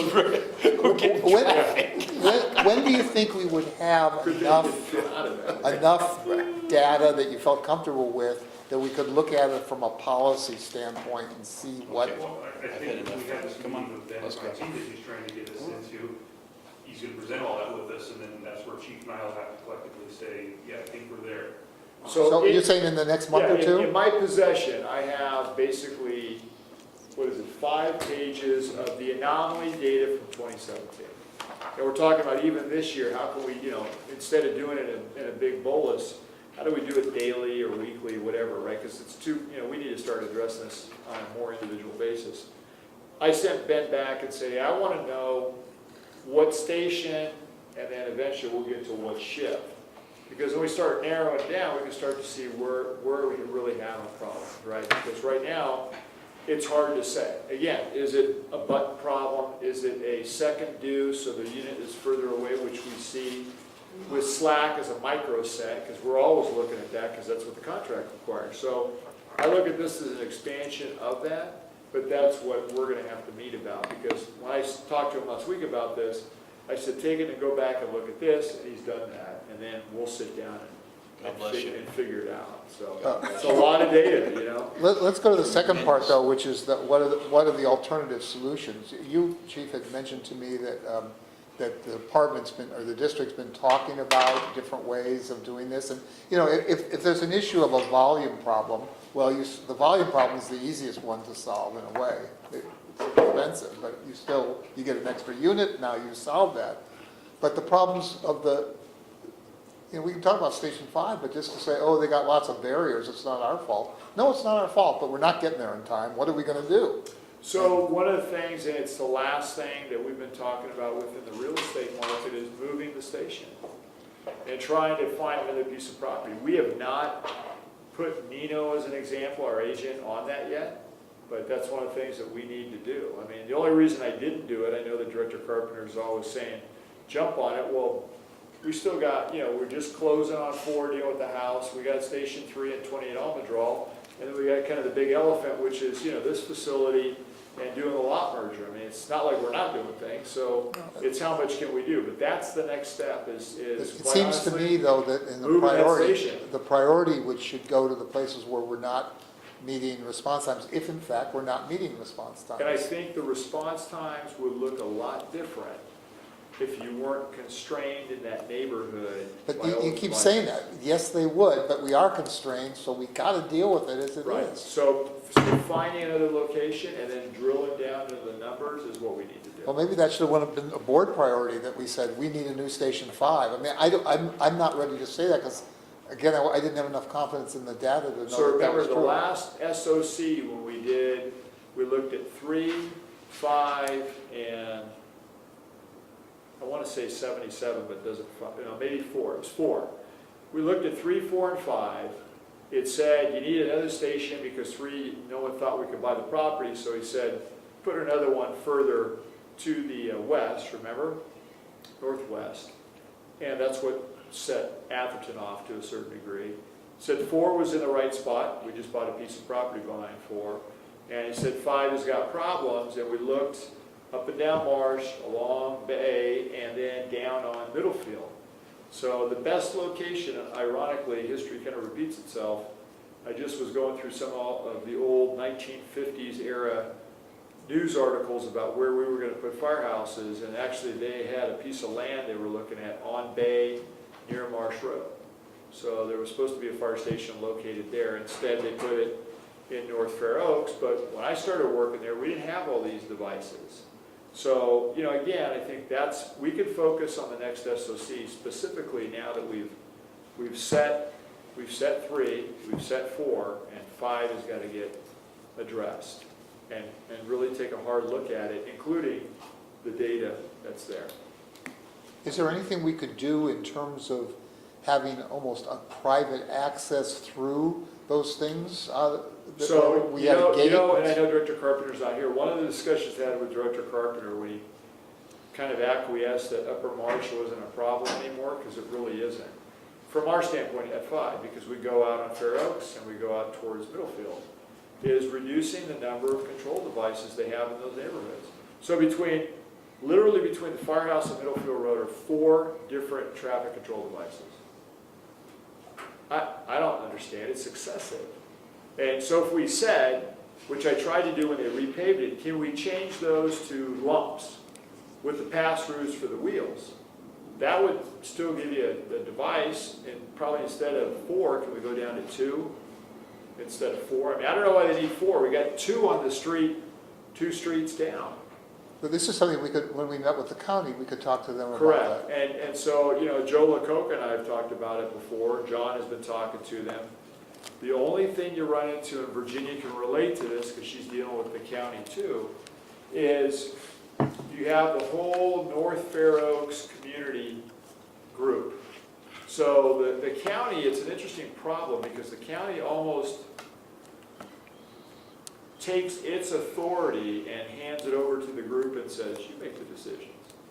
So, but okay, well then we need to present our case in front of that group and say, Maybe we should be meeting with, maybe we and- should write them a letter. and maybe we scrape the devices that are in there, we pay for the lumps that make it work, because immediately that would improve getting out of there, to your point. So why don't let's write a letter like we did to the jurisdictions? So I don't know if Director Crawley wants to comment, but we're actually dealing with all the right people now. But I know that we deal politically with Horsley and Slocum? Warren Slocum. They're going to point you right to that community group. So really, who Especially it is, Fair Oaks has their own commission. That's the I group. can make a comment on that too, if it helps, Harold. I agree with you. I think that, especially, you're right. Fair Oaks has their own This issue with the Alameda Santa Cruz corridor, and it's a huge issue that involves, the county, the city, and of course the fire district and the Los Angeles school district, right? And so I think what the county is doing is trying to just be a facilitator, coordinator, and organizer, while also trying to, get everyone kind of on the same page. So I think you're right, Joe, that we should probably go to that North Fair council. They've got their, I think it's an appointed council. Unlike the area that I was in on the west side, in the Alameda corridor, where the residents took it upon themselves, because all of a sudden they found these Cheryl biplanes, in this area that they didn't even know about. So if there's any way that we can reach out to the North Fair Council directly, I think that's probably the best and most direct way to go. Well, I think, you've witnessed it. Part of what frustrates me, although I think it's solvable if we go down this route, is the county, maybe it's the wrong word, kind of abrogates their authority to the community group, but kind of uses it as a leverage tool to not get things done sometimes, because they'll look at that group and go, well, they need to agree to this before we can do anything. So, all those devices in there, the one thing that's never happened, and they did it to us on Middlefield Road too, when they were talking to the community about narrowing the roadway, we were never even invited to the group, and it turns out they thought that it was the Redwood City or County Fire Department that had oversight into North Fair Oaks. And as you know, Virginia, because you and I had met with Warren, it was his office which threw me, because we'd sat down directly with a meeting when he came in, talked to his staff, and so even that really kind of didn't hold water, because why else would we be having a meeting with him in there if we're not the responsible agency? So it was very sloppy on behalf of his staff, and you know, just, again, the way that this whole thing gets teed up is nobody spends the time to figure out who should have input, but, you know, that's across the board on some of the traffic issues. So, you know, I think it is, I don't know if I'd use the word solvable, but I think to hit it head on, we go to the community meeting, be prepared to make a proposal of what we want, why we want it, and I think that'll go a long way towards improving. But I will say this, if we're looking for the county to pay for it, don't look. I mean, we might as well do it ourselves. Or say, hey, we will pay for it. I don't know what the residents on the street would say, but I think it's better, it would be better than what they have, so. Go ahead, Virginia. Here's the other thing that sometimes, Carol, I felt like people, you know, the residents, didn't even realize that it was never on their radar that emergency response could even, or could be issued. And once they understand that this could be a problem, right, then they're definitely more receptive to talking to us and working with us. I mean, did you get that feeling a little bit? Yeah, but I also think there's some disparity in there. I mean, you know, I'm going to say something, and I know that I think Chuck is going down this path too, but I'll tell you, you know, if you look at just the people who are in the community that have all the traffic control devices, it isn't their response times that get hurt. It's everybody outside of it. So when you're looking at, you know, the low-income family at the far end of the district who's not going to say anything because they're probably undocumented, they're not screaming over there about what they want to see because they want to stay under the radar. The reality is that people within that bubble with all the devices, they're fine. It's everybody outside of that that pays the price for all those things being in our way and slowing our response times down. So it may not be the whole answer, but I think, you know, to Director Bernstein's point, if we could just get away from focusing, and, you know, again, the focus for years was let's beat Atherton up on Marsh Road on that upper section. Well, they fixed it because cars aren't going into the channel anymore. So it's as good as it's going to get. But the real issue has been it's the traffic control devices that slow our response time out of the station. Well, I would like to ask you or have somebody put together a plan. Let's write a letter like we did the jurisdictions and have a joint meeting with them or I something. will pull out the old letters that I wrote to the county. Yeah, but let's But I think get who the real the group civilians. is, well, that's it. It's this North Fair Oaks group that we need to be presenting to. Right. But, you know, up until recently, we weren't even invited because they didn't think we were their fire agency. But that was done through the supervisor's office. They didn't accurately say who the responding entity was. And so things were being misdirected to the county and Redwood City Fire Department who ignored them. I mean, it's a crazy story. I'm sorry the reporter's gone because that'd be a real good one. Okay. Well, I think we should start addressing the problems, and that's why I wanted to talk about it. So, We don't want to be slow to run Okay. house either. does it, Virginia, do you have anything more on this item? No, I think that's the right approach, Carol. Rob or Robert, anything more? Okay. Let's move on to committee reports. We can make those fairly quick. You want to talk about emergency prep, Robert? I think we talked about it, mainly spent time talking about the MOA. MEOC. MEOC. You just call it Special Operations Yeah. Vehicle. Special Operations Vehicle. There you go. And we discussed that here, Right. so. Rolls off the tongue a lot easier than, I feel like MEOC, I'm gonna get scalped or MEOC, something. It's a right. weird name, you know? Rob, your committee? Do I have a Well, you- Well, I used to have communications, but we No, dissolved that. that's true. Actually, I was thinking more of your liaison things. So, I don't, reports and requests, can we do that? Well, let's do the liaison, your liaison, or anything going on with any of that? Oh, I saw Don Horsley Saturday at the Jasper Ranch, and we said a few words, and I found out about the Woodside Fire practical that they're gonna have tomorrow. So What about the JPA? Nothing going on with any of that? that's, no, Robert. We got a meeting coming up. Yeah, you got your budget, right? I hope so. Vote yes. Okay. Get your budget. Well, I can report on the strategic planning committee. We're trying to take a long-term view of both the need for facilities and the need for equipment, and so that's nothing immediate here. The finance committee, virtually everything we discussed at the finance committee was on tonight's agenda, so there's nothing new there. I'll switch over to the president's report then. Wait, I've got it. Oh, I'm sorry, yes, go ahead, the Human Resources Committee. Yeah, so basically, everything that we discussed is also on tonight's agenda. And again, I want to thank the board for giving their input for those two items for the board to consider and obviously be adopted. And we're looking forward to dealing with the travel expenses. Okay, and then I wanted to say, I got the two sets of letters combined into one. I'm mentioning that now primarily because, Rob, you wanted to discuss that. One of the letters was the invitation to the jurisdictions for joint study session. The second letter was telling them that we were not able to meet the response times on certain arterials in their jurisdiction. Both those letters went out at the end of last week. I have not heard back from anybody. Ray Mueller from Menlo Park told me that he had gotten the letter and he thanked me for it, and he was going to bring it up at the meeting, but I don't have any formal So response. Director Jones and I have a meeting with, finally, the two liaisons from Menlo Park, we think, tomorrow, right? We'll be here. Right. You think? So I mean, it's think. May, we tried to try it for a long time, so we think we got it lined up. Who are the two liaisons? Catherine? Kat and Peter. Pat and Peter. Yeah.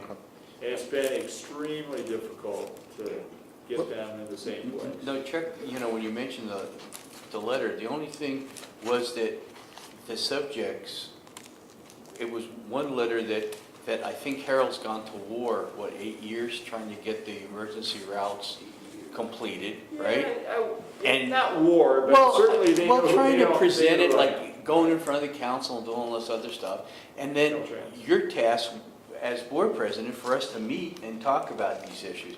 And, I just didn't see the chief's signature on the letters, only the board president. And I felt that it was a dual, no, letters were well written, but it was kind of an operational and a political type presentation with the letters, and I felt that maybe Harold should have signed the letters also.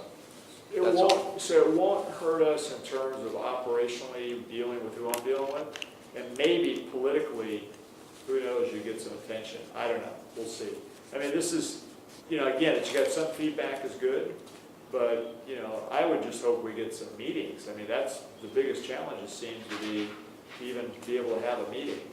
So, we've been pretty good with the town of Atherton, with joints. We have never had one with the city of Menlo Park. And actually, the last meeting we had with the city of Menlo Park was not a very good meeting because it was when they wanted to do the look at our finances, which became very weird and awkward, so. And that was when Rex was the liaison, and I was It's the board been president. probably well over. 3 years. Yeah, well, a year or a while. Yeah. Yeah, Long so I time. mean, so even having Robert do it, at one point, Peter Otaki said, is this Tom Pressing your meeting? And I'm like, Tom Pressing? No, I'm trying to get the director, who's never, who's the new representative to meet with you because we've never done it. So, but I think, again, tomorrow, knock on wood, I think we'll all be in the same place, so. And then Chuck, I had not listed on the agenda the letter, but I'll put that on there to make sure that they got it too and see if they have any feedback. Yeah, ask them about the joint meeting, please.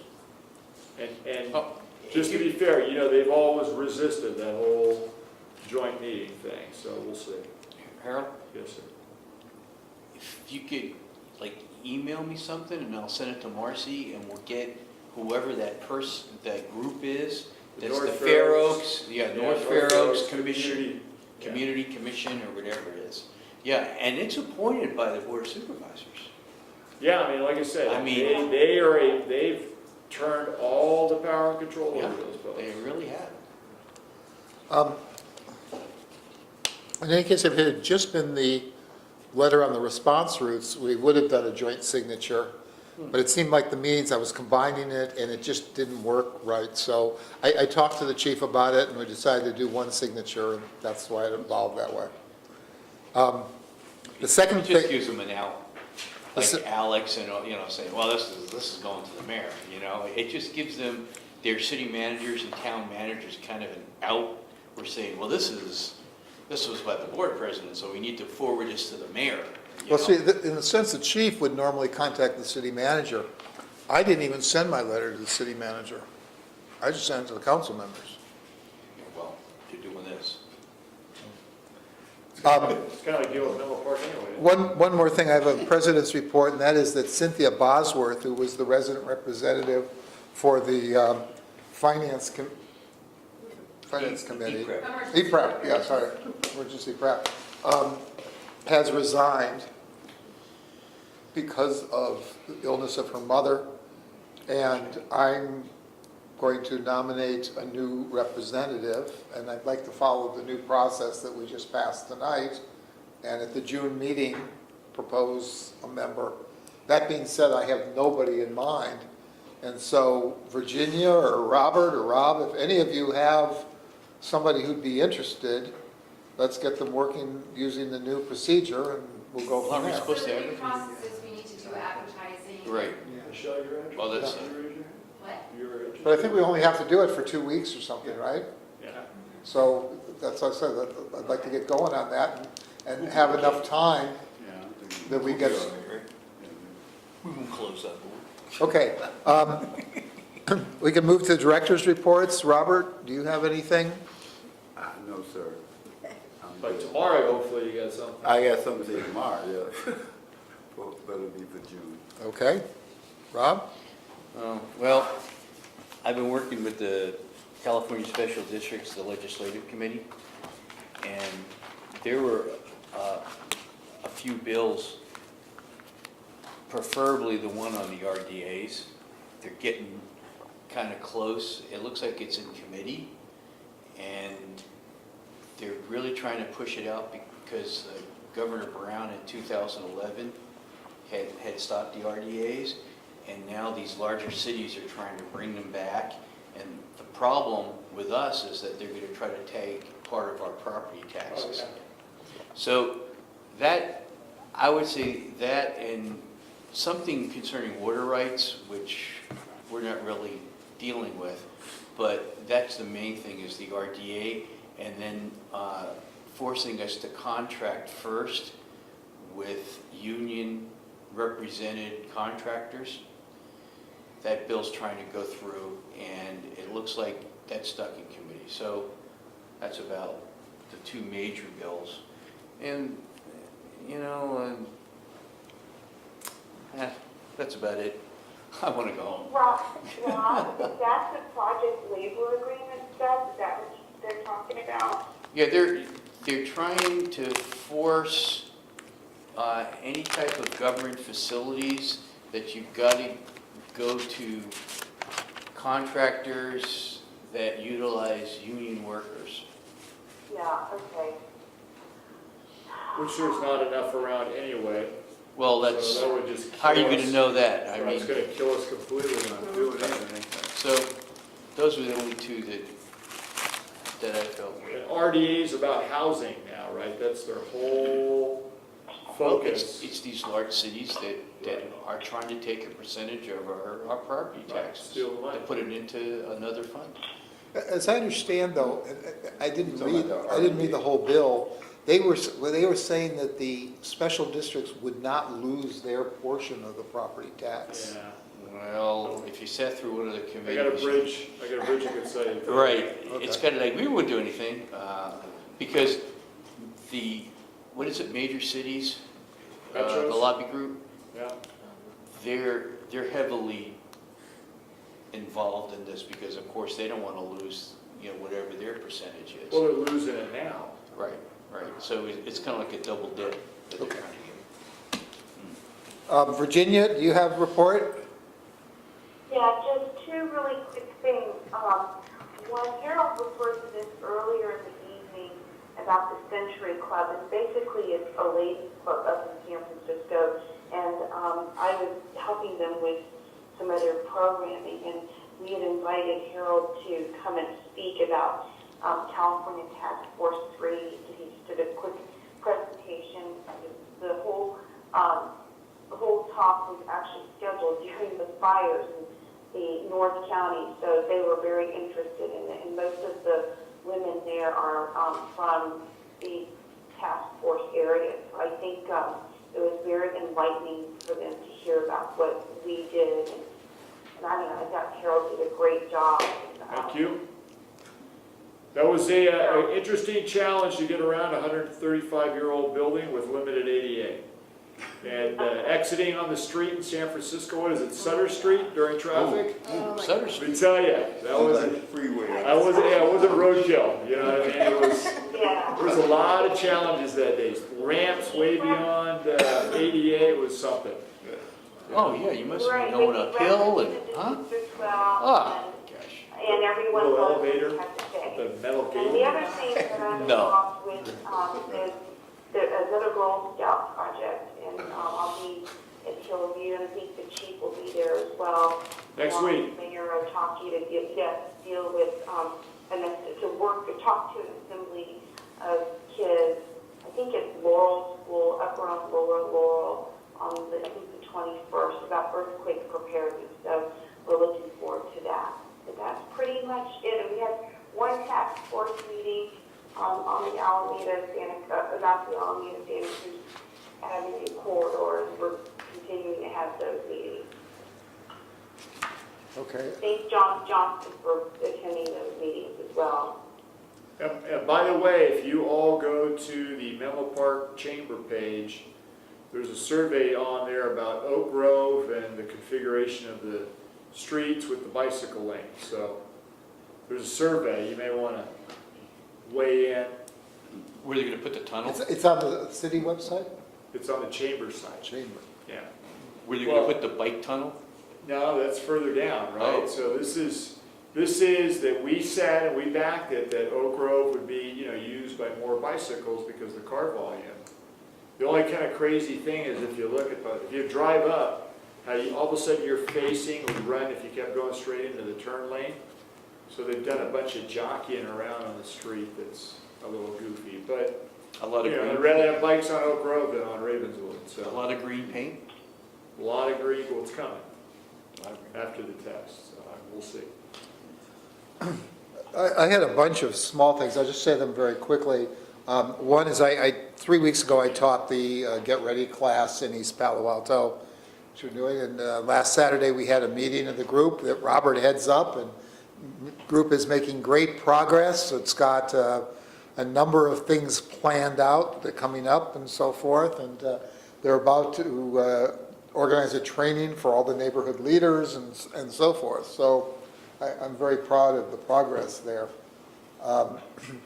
I've mentioned before that I'm on a committee for CSDA on CalPERS and pension stuff, and so I send commentary a lot, and just got a new one today that I commented upon. CalPERS is now proposing hardship relief for agencies that can't pay their past debts. What they try to do is shorten from 30 years to 20 years. Now their special application, you can push it out again. They're basically letting people escape from it, and meanwhile they're all getting worse off, the pension thing. It is a disaster that is going to blow up, and rather than deal with it, what they're doing is running away from it and just kicking the can down the road. So Chuck, one question for you, because I heard this and I know that's factual. So is it true that they're constrained on what investments they can do based upon environmental latitudes? So there's certain projects, like you couldn't invest in an oil company because it's petroleum products? and They've because changed that. They did change it? Yes. It's only by They're not the, constrained anymore? it's only by their own policy, though. There's no legal constraint. Well, I thought it was the governor that was, because of the zero, he's trying to get to the net Oh. neutral, zero emissions and all this other stuff. That sounds good, except when it comes to, funding for the pension system, so. Because other people are making a lot of money. It changed in January when they got the percentages back. Yeah, they were terrible. Yeah. So you said, wow. Good. Well, see, they've always been very activist. They try to do sort of social change is their mission. Well, there you go. Okay, so I get it, but Well, no, they've got this wonderful deal. It's an investment firm, and it doesn't matter what they earn. They could earn zero. They don't care, because we pay it all. What do they care? They just send us the bill. we care. We care, but they don't care. There's just a bunch of political hacks who don't care, and there's no incentive for them to care. Except that when people get fed up enough, maybe there'll be a revolution or something serious. Yeah, that was my question, because I mean, again, if you have an investment that's making less than zero, you would typically say that's a bad investment, right? Well, one of the other things structurally, just to understand, CalPERS is so huge that they can't buy small investments. They're limited to these massive kind of investments because their fund is so big. And so they can't earn decent returns because they're simply too big. But again, they don't care. It doesn't matter. For those of you who don't know, and I have copies of it for anybody who needs it, I wrote a letter privately to the city council, town council in Atherton about their fiscal, fire services fiscal review. And I gave you a copy, Chief, and so this is Yeah, out. that's it. I haven't finished it, but it sounds pretty good. So we'll see what happens with that. And the other thing I'm very concerned, Give it to our friends. well, I gave Carrie the Oh, did you original give of Carrie? it. Yeah. Yeah, look at the garbage. And the Menlo Park, I'm very concerned, Menlo Park, they're doing both not so well and something interesting. They voted to have only one crossing of the railroad tracks, which is a serious problem. I mean, we've got no east-west movement whatsoever. Didn't make any sense. But they voted to kind of pursue this, looking at tunneling again, which is the only solution. And I would love to see us somehow get involved. So I gave them years ago on development, so we've told them the best way to move forward was the trench. It was the safest way, understanding that it's, a little bit more expensive, but part of the rationale behind that is if you're in a trench, you can't derail it and kill a bunch of people by going through one of these buildings because you proposed all this density right next to railroad tracks, at the same time wanting to speed up the trains to a much higher volume. I mean, look at Ravenswood at 78 miles an hour when the car gets hit by the train and kills the woman. I mean, they're lucky we haven't taken the train off the tracks yet. And that happens, then you wait and watch. Plus all these teenagers that are killing themselves on the Right. tracks, plus, and just as an interesting thing, yesterday I downloaded the ridership data for Caltrain.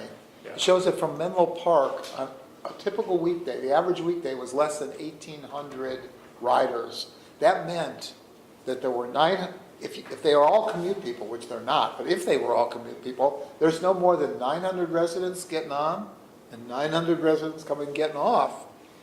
And for 900 people, we are inconveniencing thousands of residents who are going to be waiting at the railroad tracks. And fire trucks trying to go to emergency. Exactly. So I think this is something that we really need to get more involved So I in. have letters, and I've written them before, and, again, it depends on how far you want to go, but I think we need to it go. seems like we tell them things, and then they have amnesia.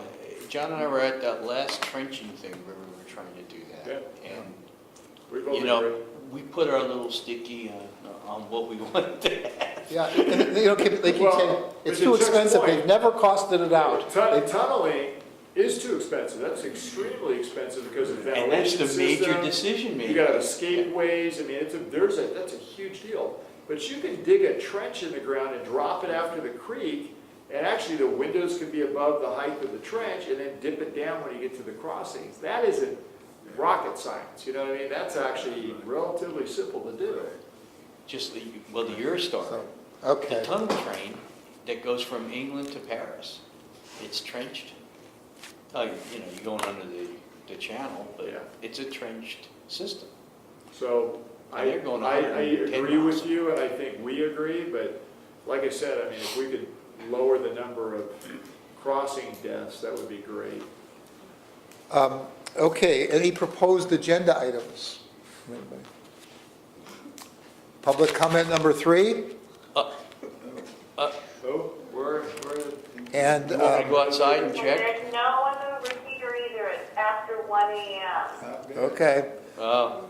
You're a trooper, yeah, Virginia. you better close the door because Robert, could I have a motion to adjourn, please?